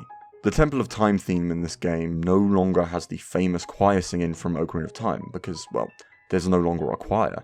So how does it reflect the current state of the Temple of Time? Well, the melody is played exclusively by a piano, and much like the temple itself, is broken apart using pauses between the different sections of the melodies. Both the Temple of Time and Rito Village pieces are excellent examples of where the game references past Zelda themes, but reimagines them for their current situation to fit the game. It works brilliantly, and I'm glad they went with this direction. The world often speaks for itself without music, but when you do have music, whether it's in villages or certain ruins, it adds a great impact. One of my favourite examples of this transition is Hyrule Castle. Hyrule Castle, for the first time since Ocarina of Time, does not have its original melody from A Link to the Past. We have something new, something alien. Though the classic themes of Zelda's Lullaby and Ganon's theme can be heard mixed in, representing the fight that's been going on between them, the main melody itself is new. And my god, is it something incredible. The only point of criticism that I could give for the game's soundtrack is the reusing of certain tracks, especially the Temple of Time theme and the music played in shrines. The Temple of Time theme is played a lot at a lot of different ruins, and I wish they either had their own theme or nothing. It would have been nice if this rendition of the Temple of Time was kept exclusively for the Temple of Time. I also find the repetition of the shrine theme to become annoying considering how little music there is throughout the game and how many shrines there are. It's probably the theme that is played the most throughout the game. If you explore barren landscapes and multiple shrines, you're just going to be going from no music to the shrine theme over and over again. Obviously, it would be nicer in both of these cases to have more melodies to be able to listen to. I don't mind tracks being reused, but overuse of tracks becomes a little bit frustrating. This isn't a criticism of the music direction, and that's what I care about more. Overall, the soundtrack is astonishing, and the vast amount of references that can be found within the game's music should please a large amount of the fanbase. Aside from the visuals and sounds of the game, a big reason the player will want to explore this world is for the story. It's subjective how important the story is to the player, but it's certainly important in general, especially in such a beloved series, to provide a good story to find if the players want one. The story given is simple. You wake up after being in stasis for 100 years with all of your memory lost. You're told that Hyrule was destroyed by Calamity Ganon 100 years ago, and you must destroy him. You can get help by releasing the 4 divine beasts across Hyrule and save Zelda, who is in Hyrule Castle right now holding Calamity Ganon back. The rest of the story is up to you if you want to discover it, which is brilliant. If you never care about the story, you never have to look for it. If you want to replay the game, you don't have to experience the whole story again. If you do want to find out more about the story, there are some nice character stories you can learn about. The best story this game has to offer is one of my favourite stories in the series. At one point in the game we learn that Link's father is a knight. This could mean that he wanted to be a knight like his father from a very young age. Link is a disciplined and hard-working character and has been his whole life. The Creating a Champion book suggested that Link first found and removed the Master Sword as a young boy, an incredible detail that I wish could have been found in the game. Link never shows off his skill but uses it in service of others where needed. Zelda never sees his skill and resents him for being chosen by the Master Sword. She believes that it is a divine choice but not a testament to Link's skill. Only after spending much time together does she learn of Link's true character, how disciplined he is, and how his silence is a consequence of the weight of responsibility the role of a hero has over him. Never in Zelda before has it ever been considered how Link handles being told that he, as either a young boy or man, is the only hope the entire kingdom has of defeating an all-powerful evil. Zelda understands that the pressures of responsibility she has as the descendant of the goddess is just as hard as Link's responsibility as the chosen hero. When Link falls, she sees how difficult his responsibility is, that Link is not perfect, yet in the face of near defeat, never gives up. Courage can never be forgotten, no matter how difficult things get. Upon learning this, Zelda understands courage and responsibility. It's okay to be scared and feel like you're failing because courage is pushing forward. This is when her powers awaken. This idea is shown further through the rivalry between Link and Rivali. Revali does not trust Link. He is the champion that we see work the hardest to fine-tune his skill, but he fails over and over in order to prove his worth as a champion and as the saviour of Hyrule. Along comes Link, someone whose skill has not been seen by many, who becomes his superior due to being the wielder of the Master Sword. He believes that being chosen by the gods is what makes him more special than himself. What's worse is that the responsibility of the kingdom falls on Link's shoulders, and he's not comfortable with that. He knows nothing of his skill, and if Link fails, the kingdom falls. The Master Sword doesn't make the hero, it finds them. It is a reminder of the responsibility someone with power has to protect what they love. Both Zelda and Revali learn this through observation of Link's courage. In almost every village main quest, the quest is about fighting against the fear of the divine beast and pushing forward. While I love this story, it's not enough. A game that is this large, with a large amount of mystery built around the origins of the world, it's annoying to find out how little there is for you. Yes, there are some tales and stories here and there, but never a lot, and definitely not enough for even a standard lore hunter. Naturally, when I think of games that follow the same format as Breath of the Wild in terms of storytelling, I go back to Dark Souls.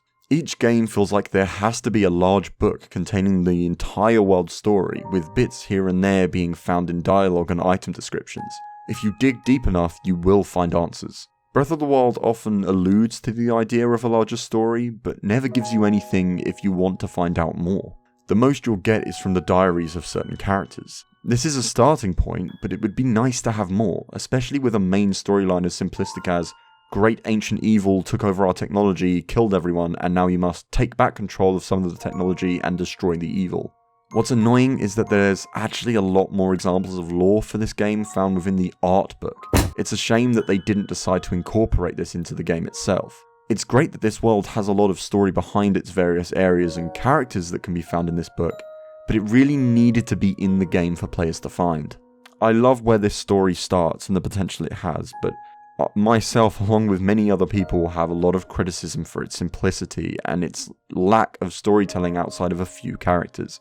But what's probably a bigger criticism than the story probably has to be the dungeons. The lack of traditional Zelda dungeons is the most spoken about criticism of this game. While I've hopefully proven that there are other valid criticisms of this game, there is a large group that claim that the game doesn't succeed and needs traditional Zelda dungeons to improve.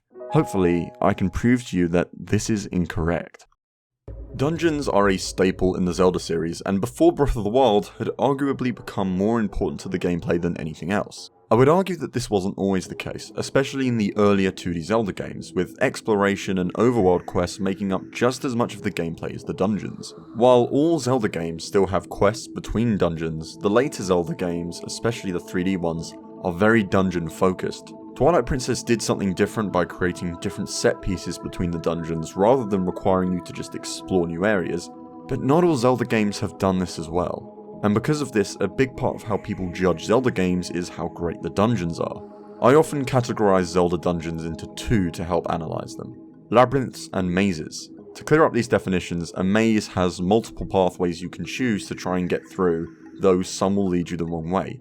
A labyrinth is a single continuous path that will lead you to the centre, leaving little room for you to get lost. I often prefer using these terms to linear and non-linear when describing Zelda dungeons for two reasons. Firstly, something being non-linear does not mean it is not straightforward and you cannot get lost. Non-linearity can also mean you tackle different sections in any order. Secondly, linear can often make people think of a straight line and thus mistake a dungeon that causes you to cross through the same room a few times as non-linear, but this isn't the case. Labyrinthian dungeons are not inherently bad. We're going to use dungeons from Twilight Princess as the examples here. The Arbiter's Grounds is a dungeon that you'll come across about halfway through the game. At this stage you'll have multiple different items at your disposal, as well as the newly gained ability to transform into a wolf at will. This dungeon is undeniably linear. The only time you'll re-enter a room is if you miss a Poe as you're going through the dungeon, which can happen, but this does not mean that the dungeon is bad. In fact, I'd argue that this dungeon is excellent. The first part of the dungeon has you hunt for 4 Poes in order to progress. This path is relatively linear, but the dungeon's strength is in its complex puzzles, teaching you how to use your entire arsenal. It incorporates different ways of keeping the dungeon interesting. Firstly, it requires you to constantly use your arsenal, making you think about what items you can use at any time, and with so many options, you have a lot to consider. For example, the first puzzle requires you to think to use your claw shot, but doesn't give a visual that has been seen before. There are also many times where you'll need to use your senses to solve puzzles. When you were a wolf before, you could only do 2 actions, dig and use your senses. But now that your wolf transformation acts like another item, you have to constantly remember that this is an ability available to you. This is helped with the sense that you're given of the pose that you need to find, making you constantly aware of the ability. I'd categorize this dungeon as more like a labyrinth. It's linear, you keep moving forward until the end of the dungeon, but this works because the dungeon focuses on puzzles and themes that increase in complexity throughout the dungeon, which, depending on the complexity, can suit the dungeon even more. The other example I want to use is the Lakebed Temple. The opening rooms are linear, but introduce you to a few concepts that you'll need throughout the dungeon. First, your ability to swim around the dungeon and engage in underwater combat, and second, using these levers which are new to this dungeon, and finally, large stalactites which can be blown using bomb arrows to create a new platform for you. Concepts like these are introduced in a linear fashion so that you are forced to learn them before progressing. There's nothing worse than being completely lost in a dungeon because there's something you didn't know you could do in order to progress, especially when there are multiple pathways. Now that these concepts have been presented to you, the main rooms open up. From the get-go, you can see where the boss room is. The puzzle is not to keep moving until you find the boss door, but to figure out a way to reach it in the main room. Because of a lack of a small key and dungeon item, you can explore different pathways, but not all of them will be accessible. Only one room is actually accessible which contains a small key. However, this won't be the last time you enter this room. The small key acts as a way to make you learn the dungeon, making you go into rooms that you can't fully use yet. In this room you can also see small doors and a large wheel, but can't do anything with them. The dungeon item isn't just a way of creating more puzzles, but also expands what you can do in the main room. It's easier to get around the room, and you can move the staircase in different ways, allowing you to move forward in a way you may not have expected. If you're constantly paying attention to what is happening, what rooms you've been in before, what visual signs were there, where they are in the main room, you can fly through this dungeon in 10 to 15 minutes, carefully planning what you're going to do as you progress. This dungeon is what I'd call a maze-type dungeon. Maze-like structures add another layer to solving a dungeon. Dungeon layout is inherently harder to remember than solutions to puzzles. Puzzle solutions can be linked with imagery or the acquisition of knowledge upon learning something. Memory is easier to ingrain in your mind if it's associated with a strong emotional response, especially something like accomplishment after completing a difficult puzzle. However, remembering which corridor to go down in a room of 4 corridors is less likely to be as well remembered, requiring the player to test out different routes and figure out where to go. The Lakebed Temple and Arbiter's Grounds are from the same game but have different designs. One is linear but engages the player with complex puzzles, needing you to always look around you and consider how to use your arsenal. The other is a maze that requires you to learn its layout as you work through it. Dungeons with multiple pathways can also engage the player, blocking your progression with a key or item to move forward, requiring you to come back to that path later on. Other good labyrinth examples I would use would be the Fire Temple in Ocarina of Time or the Tower of the Gods from the Wind Waker. And other good maze-like dungeons would be the Forest Temple or Water Temple from Ocarina of Time, or the Sky Keep from Skyward Sword. Many Zelda dungeons give players a sense of dread, mainly the water temples in various Zelda games. They're often hated because of their difficulty, but this doesn't mean that they're bad. In fact, I think that they're some of the best designed dungeons in the series. The Water Temple from Ocarina of Time, the Great Bay Temple from Majora's Mask, and the Lakebed Temple from Twilight Princess all share a fundamental theme. Knowledge of the layout of the dungeon is part of the puzzle, requiring you to learn your way around the dungeon to be able to solve your way through it.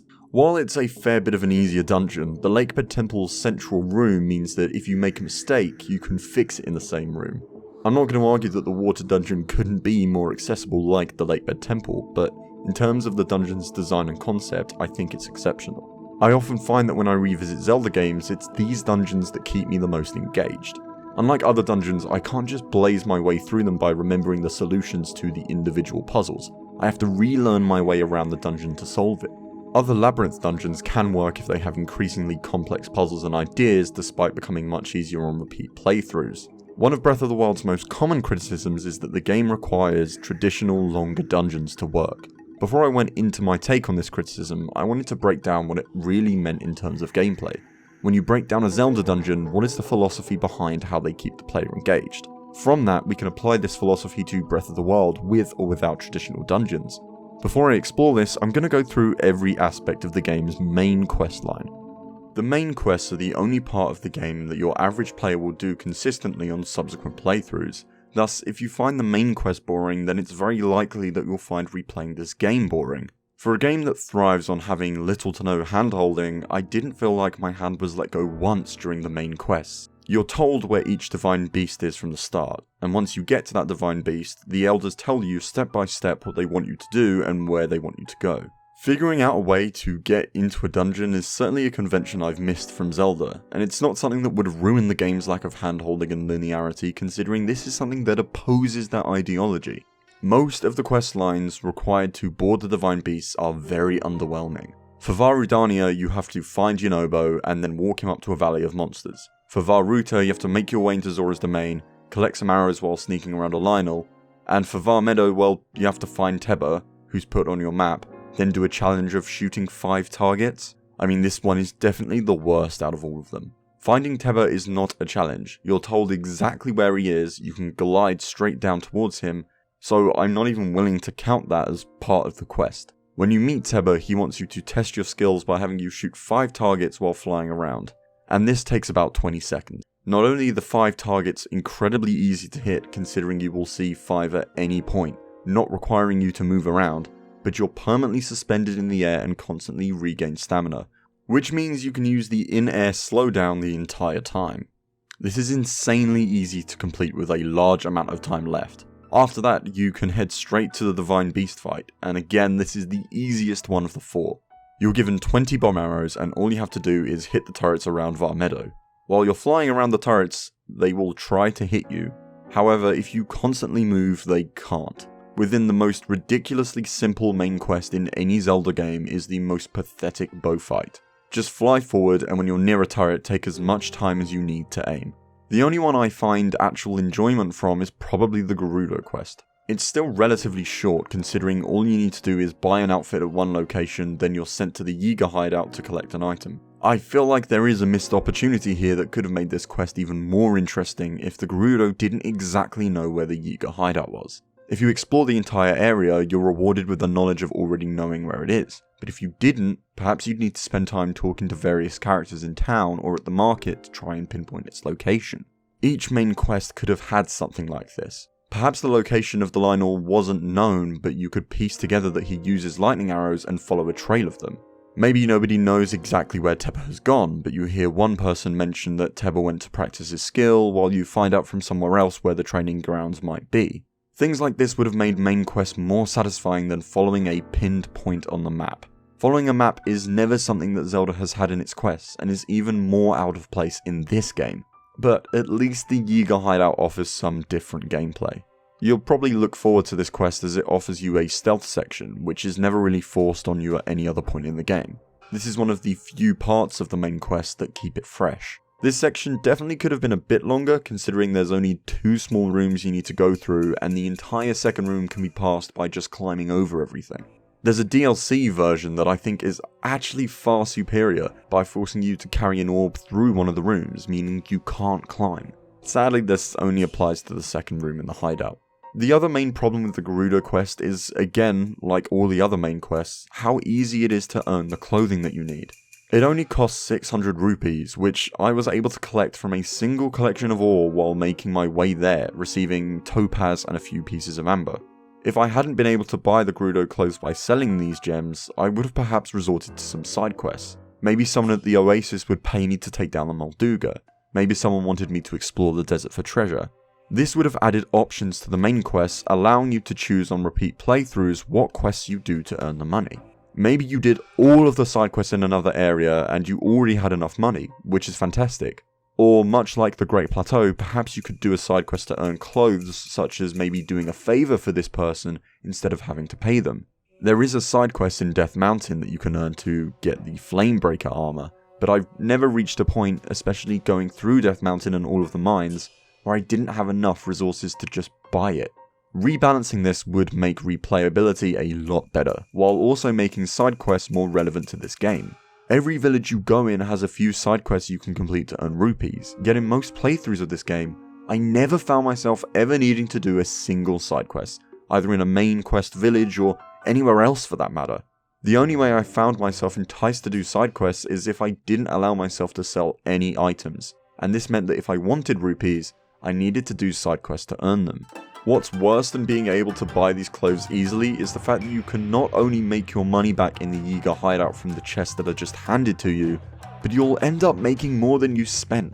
This means that you'll leave a mainline quest with more rupees than you started with, and can immediately buy the next clothing item in the next quest without needing to do anything. Is this problem becoming a bit more clear?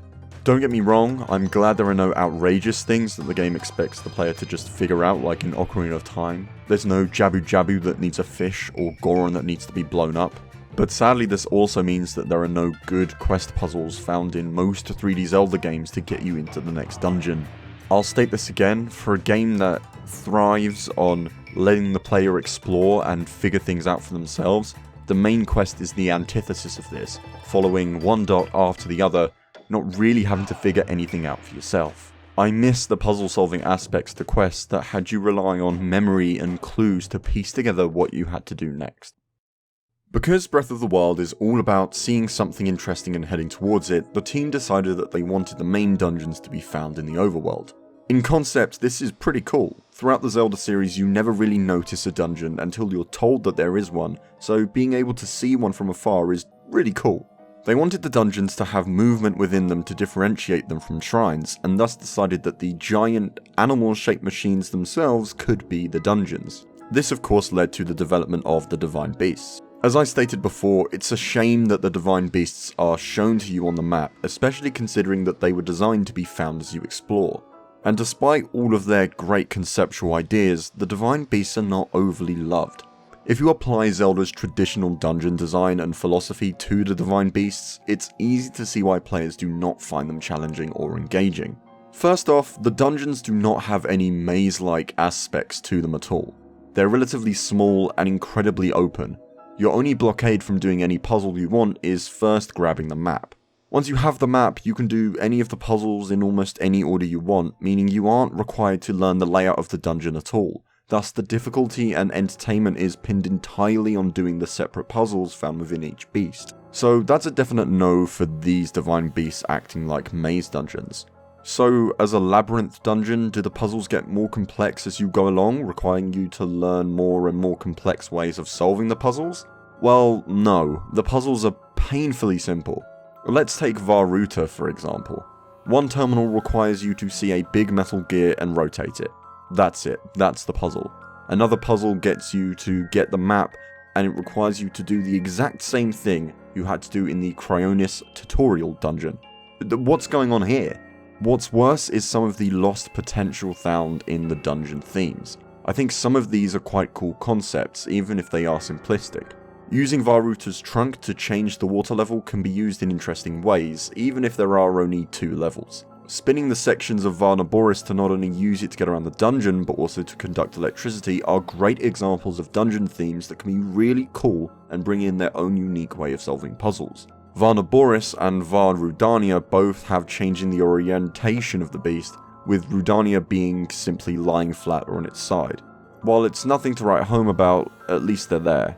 Varmedo is the other beast that is painfully easy to get through. Most of the puzzles require you to fall somewhere correctly. You can tilt the Divine Beast at any point, so if you need to roll something one way, you just tilt the wing down. There's nothing to figure out. For most of the puzzles, this is all that you have to do. There are only 2 puzzles in this dungeon that have some level of figuring out what you need to do, but there's still nothing overly complex. One puzzle requires you to roll a ball into a switch, but first you have to blow up a pile of rubble using a bomb. Again, this shouldn't be too difficult considering both rubble and these funnels are found in the bombs tutorial dungeon. After this, you place the metal ball on the rails and roll it towards a switch. The only difficulty found in this would be if you didn't know you could magnesis through a wall, or you didn't know you needed to hit the switch next to you. The other terminals, which require you just to glide down to a point, are incredibly easy to figure out, and in fact in one of my playthroughs of this dungeon, I accidentally jumped out of a window and fell into this terminal. The difficulty in the puzzles certainly doesn't come from how you use the runes. They match up in difficulty with the first 4 shrines found on the plateau. The challenge originates, or at least should originate, from the way you can move the Divine Beasts. The problem is that they're oversimplified in being able to use the map to control exactly how you want to move the beast at any point you want. While I understand what the designers were going for here, the puzzles simply are not difficult enough to warrant being able to do this. For example, in Var Meadow, if you want to get to the bottom of the wing, open your map and tilt the wing down. In Var Ruta, if you want to put out a fire, tilt the trunk so that the fire pours onto the fire. There's no real challenge there at all, as it's not difficult to figure out what you need to do, and there's no difficulty in executing it. This is akin to being able to change the water level in the water dungeon just by opening the map and choosing where to move it to. It undermines what makes the dungeon challenging. To change the water level, you need to remember where to go, and if you change the water level to a certain level, it can hinder you, such as not being able to access certain doors. If you could just change the level whenever, there would be no consequences to making a change. In fact, the ability to do the puzzles in any order could still be okay if changing the Divine Beast's orientation could only be controlled at certain access points. Perhaps rotating the beast one way to reach one terminal will make reaching another terminal more difficult. This would mean figuring out how to get to the next terminal now that you've changed the beast's position, and that becomes part of the puzzle, requiring you to remember where the points are on the map that changed the beast. There's no difficulty in learning the layout of the dungeon. Getting around the dungeon has no challenge, and the puzzles are far from difficult. They don't seem to tick any boxes in what makes Zelda dungeons great. Only one dungeon gets close to successfully following this dungeon design, and that's Var Naboris. I would argue that Var Naboris is the best designed Divine Beast, by doing two fundamental things to keep the player engaged as they work through the level. Firstly, movement around the dungeon is a part of the puzzle, requiring you to complete certain puzzles to access new parts, requiring multiple steps to get to your end goal. This means that while you just want to do A to D, you need to figure out that A to B is necessary first and then B to C before you can move on to D. Var Naboris only really has one of this puzzle type, with all the other terminals just being ones you trigger while doing this puzzle, but the main puzzle requires two orbs found within the beast to open a gate. It requires you to know your way around the dungeon and to keep an eye out within the 3D space. You don't need a hidden bow and arrow switch or claw shot point like other dungeons, you just need to keep an eye out for an orb. It's this orb that often gives people the most trouble. It's away from the puzzle itself and requires you to keep an eye out constantly as you're moving through the beast. The other Divine Beasts only require you to think about the puzzles in isolation, not requiring the player to be on the constant lookout as they move through the dungeon. Or this puzzle can be entirely circumvented by using Revali's Gale. Although it is short, it does things correctly and is often the only Divine Beast I actually enjoy doing. I feel engaged, I can't just fly through it without thinking. And while it is short, what we have is good. My main and only real criticism of this level is how easy it is to turn on the electricity at any given point. There's only one electrical line you use by moving the Divine Beast, which you can easily connect just by rotating all the pieces in a way that align on the map. This isn't something you even need to figure out, it's kind of shown to you on the map what you need to do to get the electricity flowing. So you'll know how to turn the electricity on or off at any given point, and it's done simply by accessing the map and pressing a button. If there were even just two wires, one above and one below, that both turned on different parts of the Divine Beast, this would incorporate a different aspect of the puzzle solving. The player would have to think about which wire they should use and what part should be turned on or off to maneuver around the dungeon. Maybe one wire opens a door, but another gives you the current required to solve a puzzle beyond that door.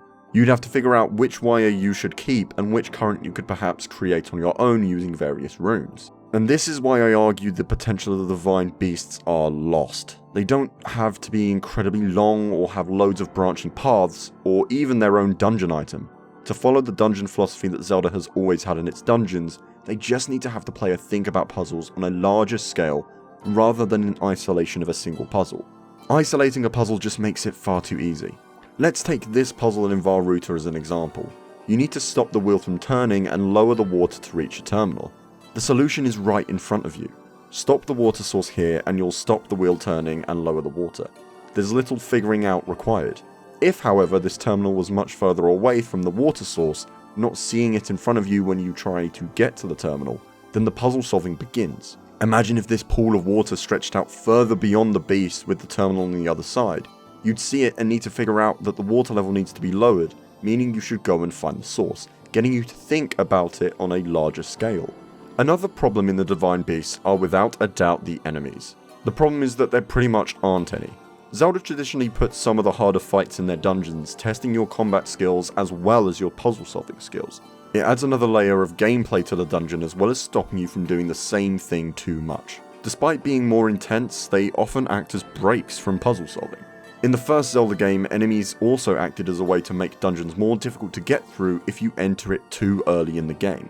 If you are skilled enough, you could still get through them, but your skill level would need to be high.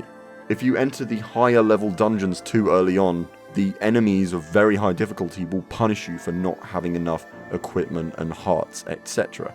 Considering that Breath of the Wild follows a very similar philosophy to the original Zelda, I would have hoped that the Divine Beasts follow a similar pattern. But despite this, the enemies are pathetic. All of them can be destroyed with a stick. The mini guardians that they put in these dungeons are the smallest and weakest versions of the guardians there are, and can be very easily defeated. The only other enemies you'll find are these floating malice skulls, which can all be killed in one hit, and I really don't understand their purpose here. Not having very difficult enemies that punish you for not having strong enough equipment before you try to get through these dungeons are without a doubt probably one of the biggest missed opportunities to making the Divine Beasts better levels for this game. If they didn't want to do this by adding in very difficult enemies, there could be another way to add combat difficulty to stop your progression through these levels, and that would be the boss fights. Each Divine Beast has a very similar boss, a Blight Ganon, parts of Calamity Ganon that have absorbed some Sheikah technology. As much as their bosses should act as progression barriers, they're far too easy to get through. Firstly, they don't do anywhere near enough damage. If you have the Champion's Tunic or Knight's Armor plus 2 hearts, then you have more than enough to survive every single attack they can throw at you. If you get hit with something, you can then pause the game and use the infinite amount of food you can stock up on to heal. You're not going to die unless you're careless. Secondly, your equipment will not limit you. This is also the most significant example of the point I made earlier of why it's important that weapons do not have an incredibly high durability, as you'd only need to get maybe one powerful weapon to break the game. To get to the Var Meadow quest, you do not need to engage in any combat after leaving the plateau, and rarely any combat in the Divine Beast itself. During the quest to get into Var Meadow, you're given 2 very powerful bows and a ton of bomb arrows. These alone will destroy the boss in Var Meadow, leaving you a quarter of the way done with the entire main quest. Not only that, but these bows probably won't even break during this fight, and you can use them once you head straight to the next Divine Beast against their next Blight Ganon. In fact, in a recent playthrough where I tried to do as little as possible to get through the game, I used the same bow to destroy Wind Blight Ganon that I then used to destroy Water Blight Ganon. If the durability of these bows given to me had caused the weapons to break during the Wind Blight Ganon fight, I would have been in a difficult position, having done no exploration prior to get more weapons. This isn't necessarily down to the bows having too high a durability, but more down to the blights having too low a health bar. As I mentioned before, I played a playthrough of the game where I did as little as possible to do all of the Divine Beasts, and on this playthrough, once I'd gotten those 2 bows, I only needed those 2 bows and the weapons I picked up from the mini guardians inside the Divine Beasts to complete all 4 of the Divine Beasts. Not only that, but these bosses, unlike other Zelda bosses, don't really have any kind of puzzle solving to them. This is especially the case with Water Blight Ganon and Wind Blight Ganon, having nothing special to do with them. There's no puzzle to solve to defeat them, any moves you need to try and circumvent. They can both be defeated by shooting them in the eye, stunning them, and then wailing on them. They're pretty easy and pretty bad boss fights, especially given the strong equipment you get given for these dungeons. I will argue that the other 2 Blight Ganons have some strengths to them. Fire Blight Ganon may not be the most difficult, but at least there's something unique. During the second half of the fight, he'll create a large sphere that absorbs the debris around him. You have to figure out that you need to use a bomb which he'll absorb, and you can then detonate to knock him out. The boss isn't difficult once you figure this out, however, not even slightly. But I will give points to this fight for using runes in an interesting way. Water Blight Ganon has you break these ice blocks the same way you did when attacking Vah Ruta, and really isn't anything special. Wind Blight Ganon doesn't even bother integrating stasis in any way, despite being the boss of what is essentially the game's stasis dungeon. Thunder Blight uses Magnesis, Fire Blight uses the bombs, and Water Blight kind of uses Cryonis. I would have expected that this boss would in some way incorporate the stasis rune. I really thought they would have done something like some kind of tornado or whirlwind attack that you needed to use the stasis rune to counter. In fact, even Age of Calamity was able to think of using this. Thunder Blight Ganon, however, is everything one of these bosses should be. Firstly, it has a mechanic that requires you to use at least one of your runes. Granted, it's much easier than the fire blights, but it has the advantage of not making the boss easier. It's just something that you have to do to move forward with the boss. You need to see that these are magnetic pillars you can use with magnesis and place one of them near him while he's using his thunder attack to knock him out of the air. Then we should also consider how the boss rewards you for having the correct equipment. This boss uses electricity to attack you. If he does attack you with a charged attack while you're carrying metal equipment, it will cause you to drop all of your equipment. If you're carrying non-metal items such as wooden weapons, and especially if you're wearing the rubber armor, this boss becomes much easier.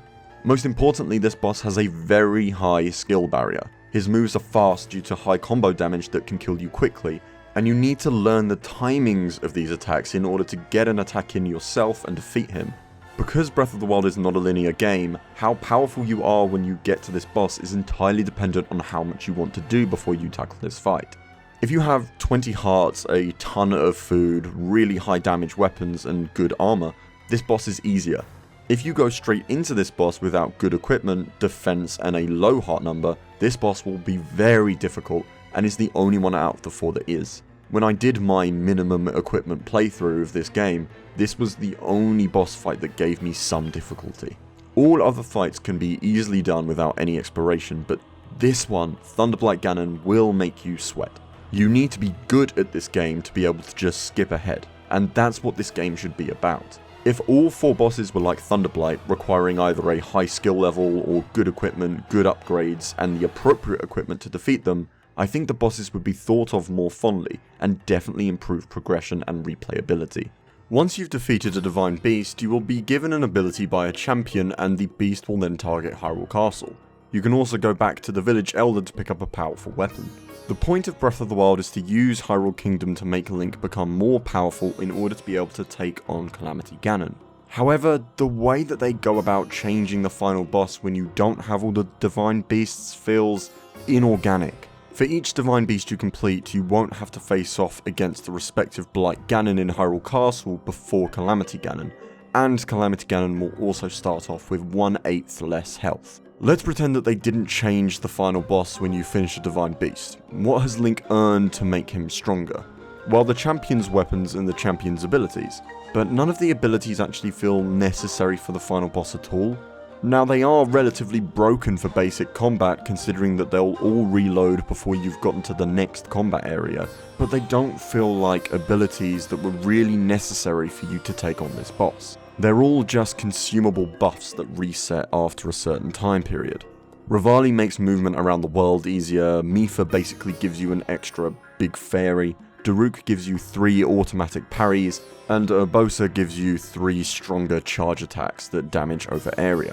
At the end of the day, all the Calamity Ganon fight comes down to is flurry rushing, running, and maybe the odd parry, though that's not even exactly necessary.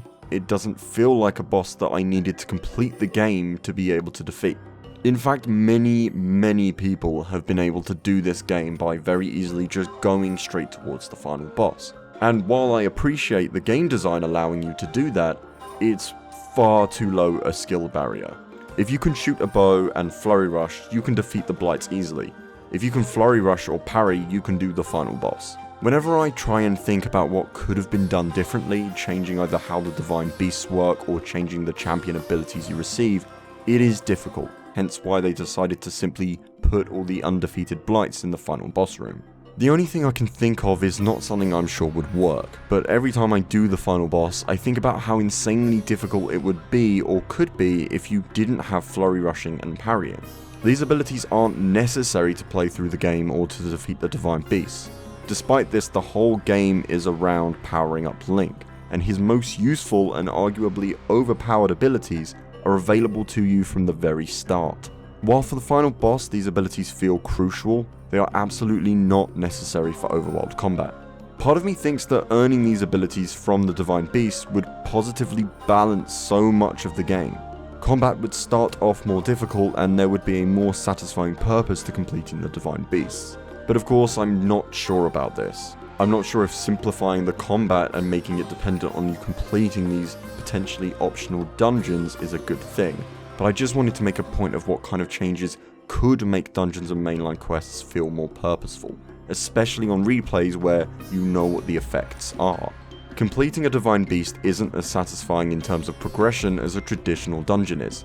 Of course, you have to complete the dungeons in other Zelda games in order to progress, meaning that their completion is a necessary step forward. But just because Breath of the Wild is a non-linear game and doesn't require you to do them, it doesn't mean that they couldn't have found a way of making the Divine Beast completion equally as satisfying. For the most part, the traditional Zelda dungeon philosophy doesn't hold up when applied to Divine Beasts, but I never expected them to. From the initial reveal of this game, something became very clear. The focus of the game would be working your way through and exploring Hyrule, not the dungeons. I'd argue that this philosophy is prevalent in the original Legend of Zelda, where finding the levels and exploring Hyrule in order to complete them took up almost all of the gameplay. Overworld exploration is obviously more dominant in Breath of the Wild than the original Legend of Zelda. So what parts of dungeon philosophy can we apply to the whole game? The main thing I want to look at is applying the maze-type dungeon philosophy features to this analysis, as I don't think comparing the overworld of Breath of the Wild to linear Zelda dungeons is as effective. The parts of maze-like dungeons that make them effective, outside of their complex puzzles, is both the requirement to learn the layouts of certain areas and using different areas of the dungeons to progress. For example, finding a small key somewhere and remembering a locked door that it can be used. Now, when it comes to the game's mainline quest, none of this is required. You don't have to revisit any areas in order to progress, but just have to follow a linear path of heading towards a marker on your map. Once you've completed the quest in Death Mountain as an example, you don't ever have to revisit that area. Outside of mainline quests, this is also rarely achieved when trying to complete shrines. All shrines can be completed as soon as you find them, meaning it's rare that you'll ever have to take note of something and come back to it later on. This is something that was an important part of moving through the overworld in the original Zelda, whether it was needing a raft to get to an island or needing advice on how to get through the Lost Woods. And I definitely feel that there could have been ways of making you want to note things you find and return to them without making the game any less free and open. In fact, it is the intended design of the game that certain areas would have more difficult enemies that you would struggle to defeat and therefore want to come back to when you have better equipment.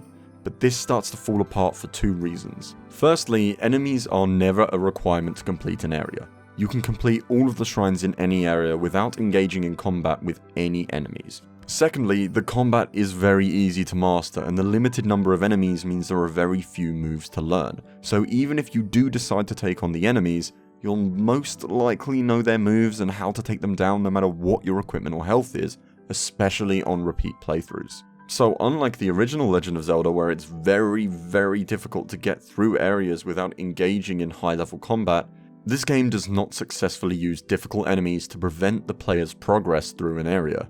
Furthermore, I'd argue that while the overworld is certainly not empty or boring to explore, a lot of it is just not necessary, especially on playthroughs where you know how powerful you really need to be as a player to complete the game and where you can get these items easily.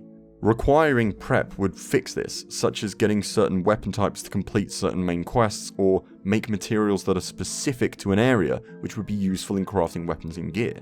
Why not make ice weapons more useful in the Death Mountain mainline quest, requiring you to go back to the Hebra region and earn the materials to create ice weapons? We know that this is a feature that the game has shown is willing to do, and we know this from the Champion's Ballad DLC. To complete that DLC, you need to defeat a boss that has a resistance to any weapons that aren't electricity weapons. This feature, if expanded on, could actually significantly improve the game. Making the Blight Ganons, or even some of the basic enemies in the Divine Beasts or their associated quests, resistant to certain weapons would make having the right equipment all that more important. However, I will stress that this should have been paired with a way that the player can actually find the weapons that they require. Getting elemental and other powerful weapons from random chests found within shrines is not the way this should have been done. The ancient weapons are a step in the right direction.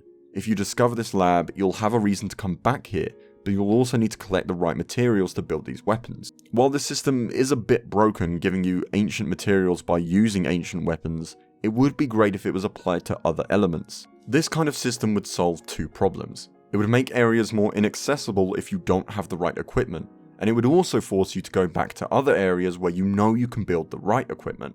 It's that very simple locked door and key philosophy that links two areas through your knowledge of them both. This idea is one of the cores of Zelda design philosophy, but is a part that is missing here. Of course, my example is just one that would fit within this game, and while I'm not saying this needs to be the system they use to accomplish it, there is barely anything that represents this in the game. Because the overworld doesn't satisfy this Zelda ideology as well as it should, the brunt of complaints fall onto the shrines and the divine beasts. Despite this, I think that shrine quests were a really good form of progression, one that sometimes does use this philosophy. An example of when this is satisfied is the shrine quest requiring you to find a deer. The puzzle isn't isolated to that one area, you need to go figure out that you need to go to a forest area and find a deer, using different sections of the overworld to solve a puzzle elsewhere.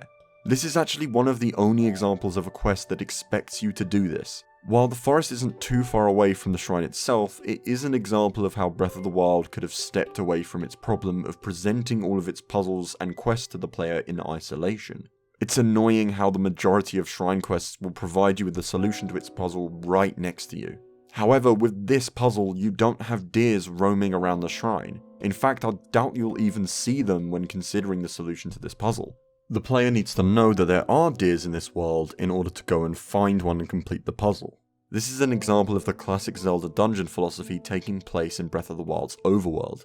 Honestly, the only other example I can think of is perhaps fetch quests, where you might need to fetch an item to complete a quest, but we all know that there's nothing really satisfying about fetch quests, especially ones that don't really reward you in any way.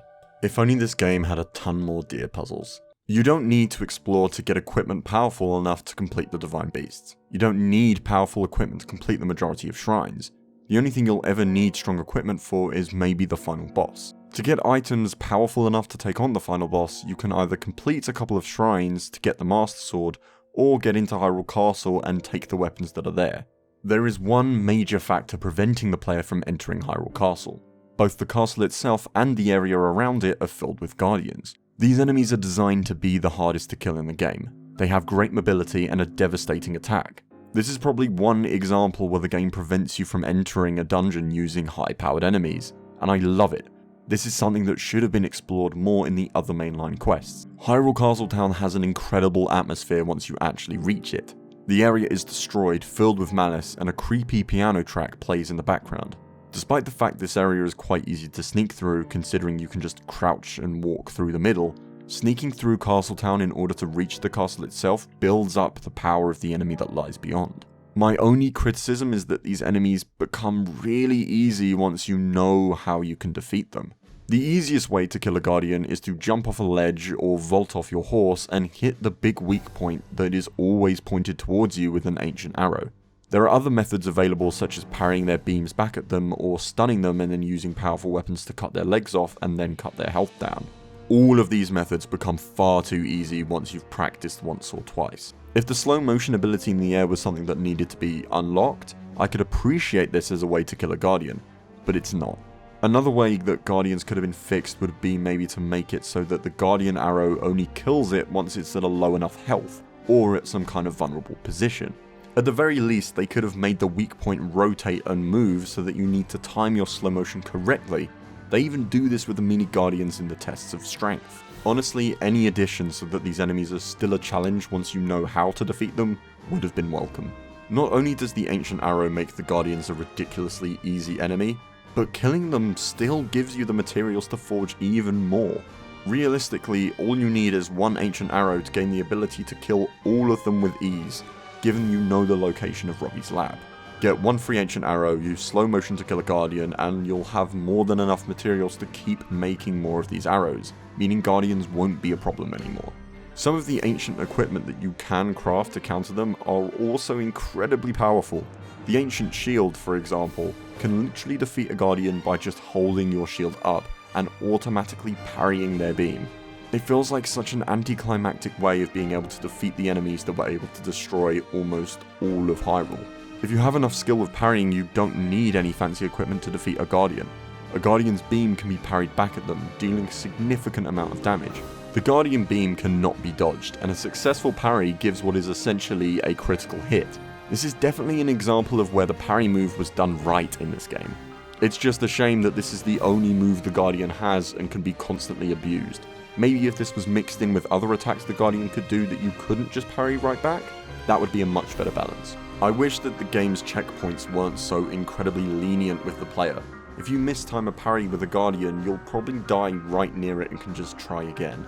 This is a problem that's found across the whole game. If you die in any combat encounter, you'll just revive right near that encounter with all of your equipment and consumables back. It makes it way too easy to learn enemy moves without any punishment every time you die. I think this could have been fixed by either making you respawn further away when you die, perhaps to the nearest tower or shrine, or they could make it so consumable food items stay consumed if you decide to use them during a fight. On my very first playthrough of this game, I tried to get up to the central tower. You can do this without parrying any of the Guardians, but I found difficulty with one with such limited stamina on my first playthrough. All I needed to do was parry one Guardian successfully to make this a much easier journey.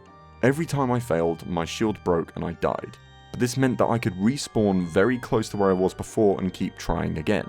After a couple of game overs, I'd learnt the parry timing of Guardians, was able to parry this Guardian, and from that point onwards, always knew how to defeat them quite easily.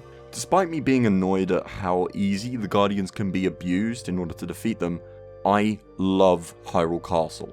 It is a great way to end the game, a final dungeon that only needs to be explored as much as you want to, rewarding you with equipment for its boss fight. I will say that I do have a problem with how easy it is to get through this dungeon if you have the Zora's armor, and especially if you have Rivali's Gale.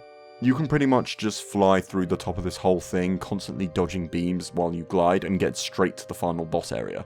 But I think the main problem with Hyrule Castle is how significantly undermined all of the exploration for stronger equipment is by one aspect: the Master Sword. Earning the Master Sword in a Zelda game has almost never felt as satisfying to me as it was in Breath of the Wild. Playing through the game and hearing rumours, stories of the Master Sword from multiple characters, knowing that it was out there somewhere in the open world is a feeling that is unmatched. I didn't know where it was until I properly explored the world. Part of me feels that this is what the Divine Beasts could have been. You could either run into them as you explore or listen to characters who tell you about the beasts and where to find them, rather than just big blinking dots on your map. The Lost Woods puzzle is also one of the best in the series. The puzzle begins by placing torches that you must follow, with each torch bearing a flame that points to the next, making you think you're following the fire. Once the torches run out, you're given your own torch. You need to realise that you weren't following where the flame pointed to, but the wind direction. If you don't figure that out, there are other visual clues to help you, such as the particulates that float around which flow with the wind. Much like the first Zelda game, obtaining the game's most powerful weapon is based on how many hearts you have. It was introduced as a more organic and simplified version of becoming more powerful rather than the traditional XP system. Finding the item isn't enough, you also need to be powerful enough to wield it.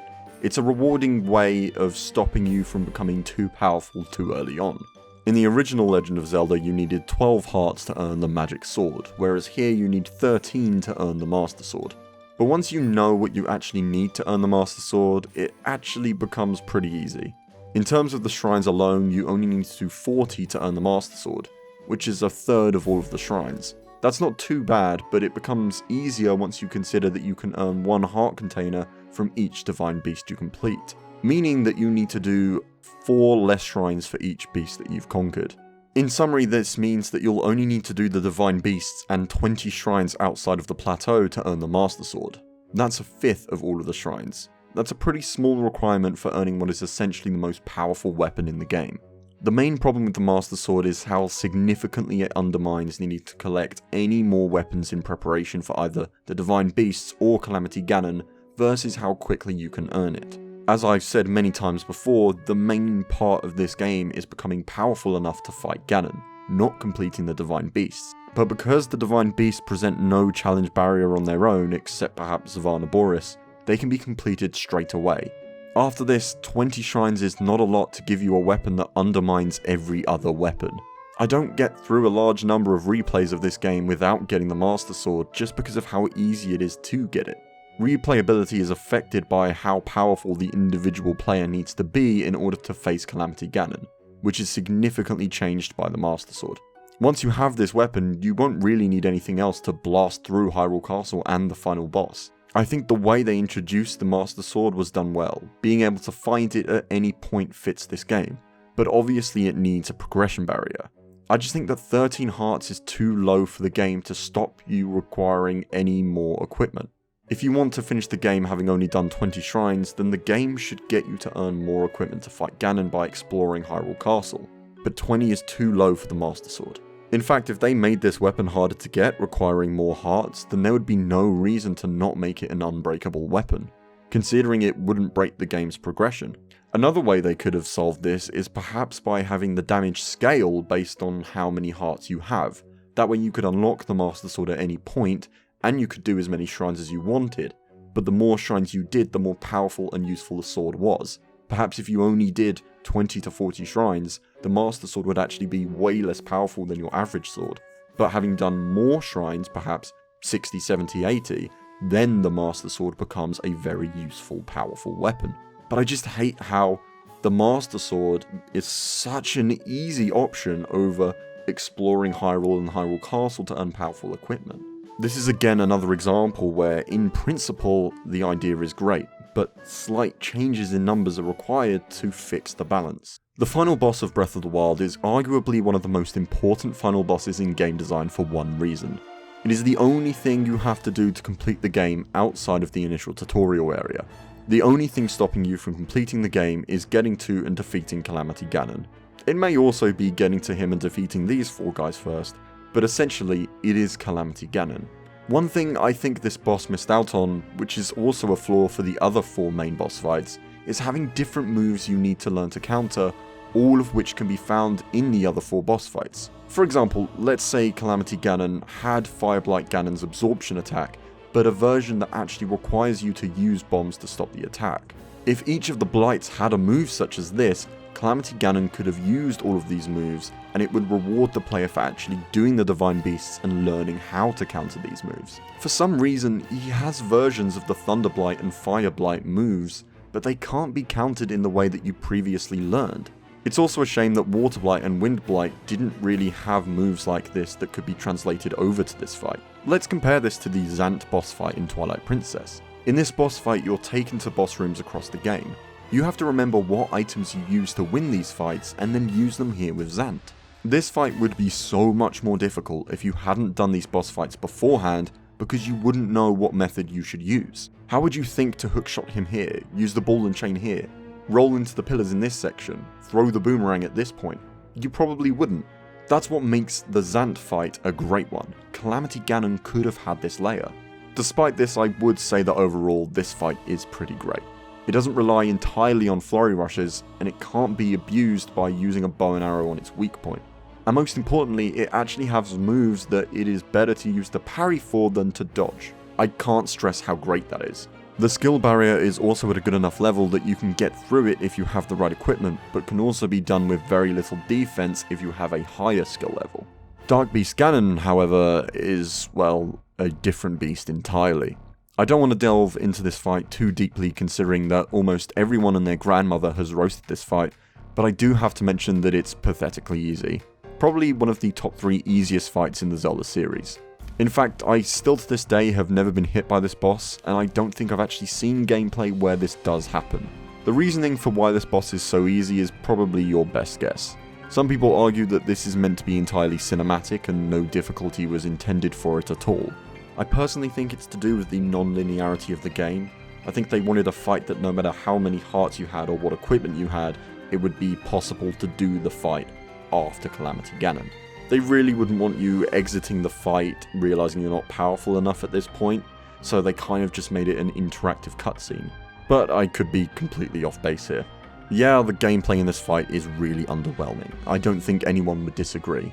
But still, I think this is a great moment for the game. Zelda gives you one of the best lines in the series. The fight takes place in the middle of Hyrule, and the music here is one of the best final boss pieces in the series. Everything about this fight, ignoring how easy the gameplay is epic, and despite it being so easy, can still somehow feel like a satisfying end. Video games have to come out eventually. They cost large amounts of money to make, and the company will eventually want to make that money back. I think it's obvious that the designers didn't want to make repetitive filler shrines, would have wanted more complex side quests, and I'd go as far to say that I think that the problems in balancing with the rupees and such would have been eventually resolved. But of course, this doesn't mean these things can't and shouldn't be criticised. So what's my point? It's easy to say that the game is not as engaging on later playthroughs because it doesn't have dungeons, but I find that to be a lazy criticism. What makes dungeons engaging conceptually can be taken and applied to the other aspects of gameplay within this game, mainly the open world of Hyrule. This game was close, very close. So close that if you force yourself to play in a certain way, you'll probably find that engagement zone again. Giving myself simple rule sets gets me engaged in this game all over again, with my favourite probably being the one where I do not allow myself to sell any items, forcing me to do different side quests each time to earn the rupees to get my equipment. We have to consider that despite the Divine Beasts being weak as dungeons, they're not something we can fairly compare. The dungeons can take up a large proportion of a Zelda game's development. The Divine Beasts weren't even initially planned, with most of the game's development going into creating the overworld and not these dungeons. The beasts are just there to add some puzzle solving and boss fights to the main quest, not to take up the majority of the gameplay like Zelda dungeons traditionally do. Hyrule is this game's dungeon, and that concept has incredible potential. Your boss key is just whether or not you're prepared for the final boss, both in terms of skill and arsenal. So, is Breath of the Wild a masterpiece of game design? Well, yes, it absolutely is, but that doesn't mean it's perfect. Combat in this game is a big improvement for the series, and undoubtedly a right step. Rather than just waiting for an opening and pressing an attack button, you can be active with how you take down enemies. Stealth is also an option, and you can use the environment or even the weather to defeat them. The only problem with the combat is how easy the Flurry Rush is to master given such a large window, and your ability to use it on enemies that you aren't even targeting. Because of how respawning works paired with the limited moveset of most enemies, it's also too easy to get through the game by learning the enemy movesets. All Guardians have the same timing for their beam, and being able to learn this makes the endgame far too easy, considering it's their only move and they're pretty much the only enemy in your way. How you earn most equipment in this game is also somewhat disappointing. Outside of the champion weapons and ancient weapons, the player does not have any guaranteed way of finding weapons through either crafting, side quests, or anything else. The majority of the best weapons are found randomly in chests within shrines, which significantly affects progression. Outside of the main quests, side quests often prove to be unhelpful in building up your arsenal because of how easy it is to obtain rupees. Finding ore will give you more rupees and take less time. Not only that, but it's so easy to obtain rupees that there is hardly a barrier allowing you to buy the different armor sets that will allow you to progress through the main quests. The main quests are short, simple, and incredibly linear. Most of them will have an item that you need to purchase, and there's rarely an optional side quest to earn these. By lowering the amount of rupees you obtain through selling, side quests can become more important to earn these armors, and therefore become part of the main quest, allowing you to choose what side quests you can do to complete the game each time around, rather than doing no side quests and the same uneventful main quests each time. And yes, the Divine Beasts themselves are weak. While I think in concept the idea of each of these levels having a large part of them moved around to complete puzzles is excellent, most of them do not take advantage of this and somehow make certain puzzles even easier rather than adding a layer of complexity. While completing the Divine Beasts is a huge step forward in the main quest, the combination of weak enemies and boss fights, as well as being given powerful weapons and arrows for these levels, means that there isn't much of a barrier preventing you from getting through all 4 of them incredibly quickly. This wouldn't be that much of a problem if it wasn't for the fact that completing these Divine Beasts brings you very close to being able to get the Master Sword and being more than powerful enough to blast through the final boss without having to do any other side quests or earn any more equipment. The first stage of the final boss, however, is one of the best combat encounters in the game, as it absolutely should be. I don't think Breath of the Wild needed traditional dungeons to improve the game in terms of what it was trying to be. I don't think that shrines were a bad idea, or that breakable weapons was a bad move. Something as simple as requiring you to revisit areas and rewarding the player for remembering what's in those areas is a big part missing from the original Zelda philosophy, and would have significantly improved the game. Overall, I think the series is headed in the right direction, but this game just didn't have enough time to balance everything out. We also have to consider the significant problem that the development team faced of being required to create a game that was equal on both the Wii U and the Switch. Many puzzles, enemies, and other gameplay mechanics were designed to use the Wii U gamepad, but all of this had to be scrapped and redone in time for the Nintendo Switch. I can't imagine how much of a problem this must have been for development. A game has to come out eventually. No development can ever have all of the time and money in the world. And I doubt all of these problems and criticisms I've laid out here, most of which could have been easily fixed by balancing numbers and switching up rewards here and there, would not have eventually have been changed. And despite this, The Legend of Zelda Breath of the Wild has, in some ways, revolutionized the adventure genre, creating a seamless world to explore, designing a physics engine so logical that people are still coming up with ways to solve puzzles to this day. A game that modernized Zelda by taking it back to 1986. Exploring, crafting, solving puzzles and completing quests has never been so seamless. Though some balancing could have made this game much better, the main goal of creating a living, breathing Hyrule was truly accomplished. Breath of the Wild's Hyrule was created in 4 years. After 5 years, I am more than intrigued with what they will accomplish in its sequel.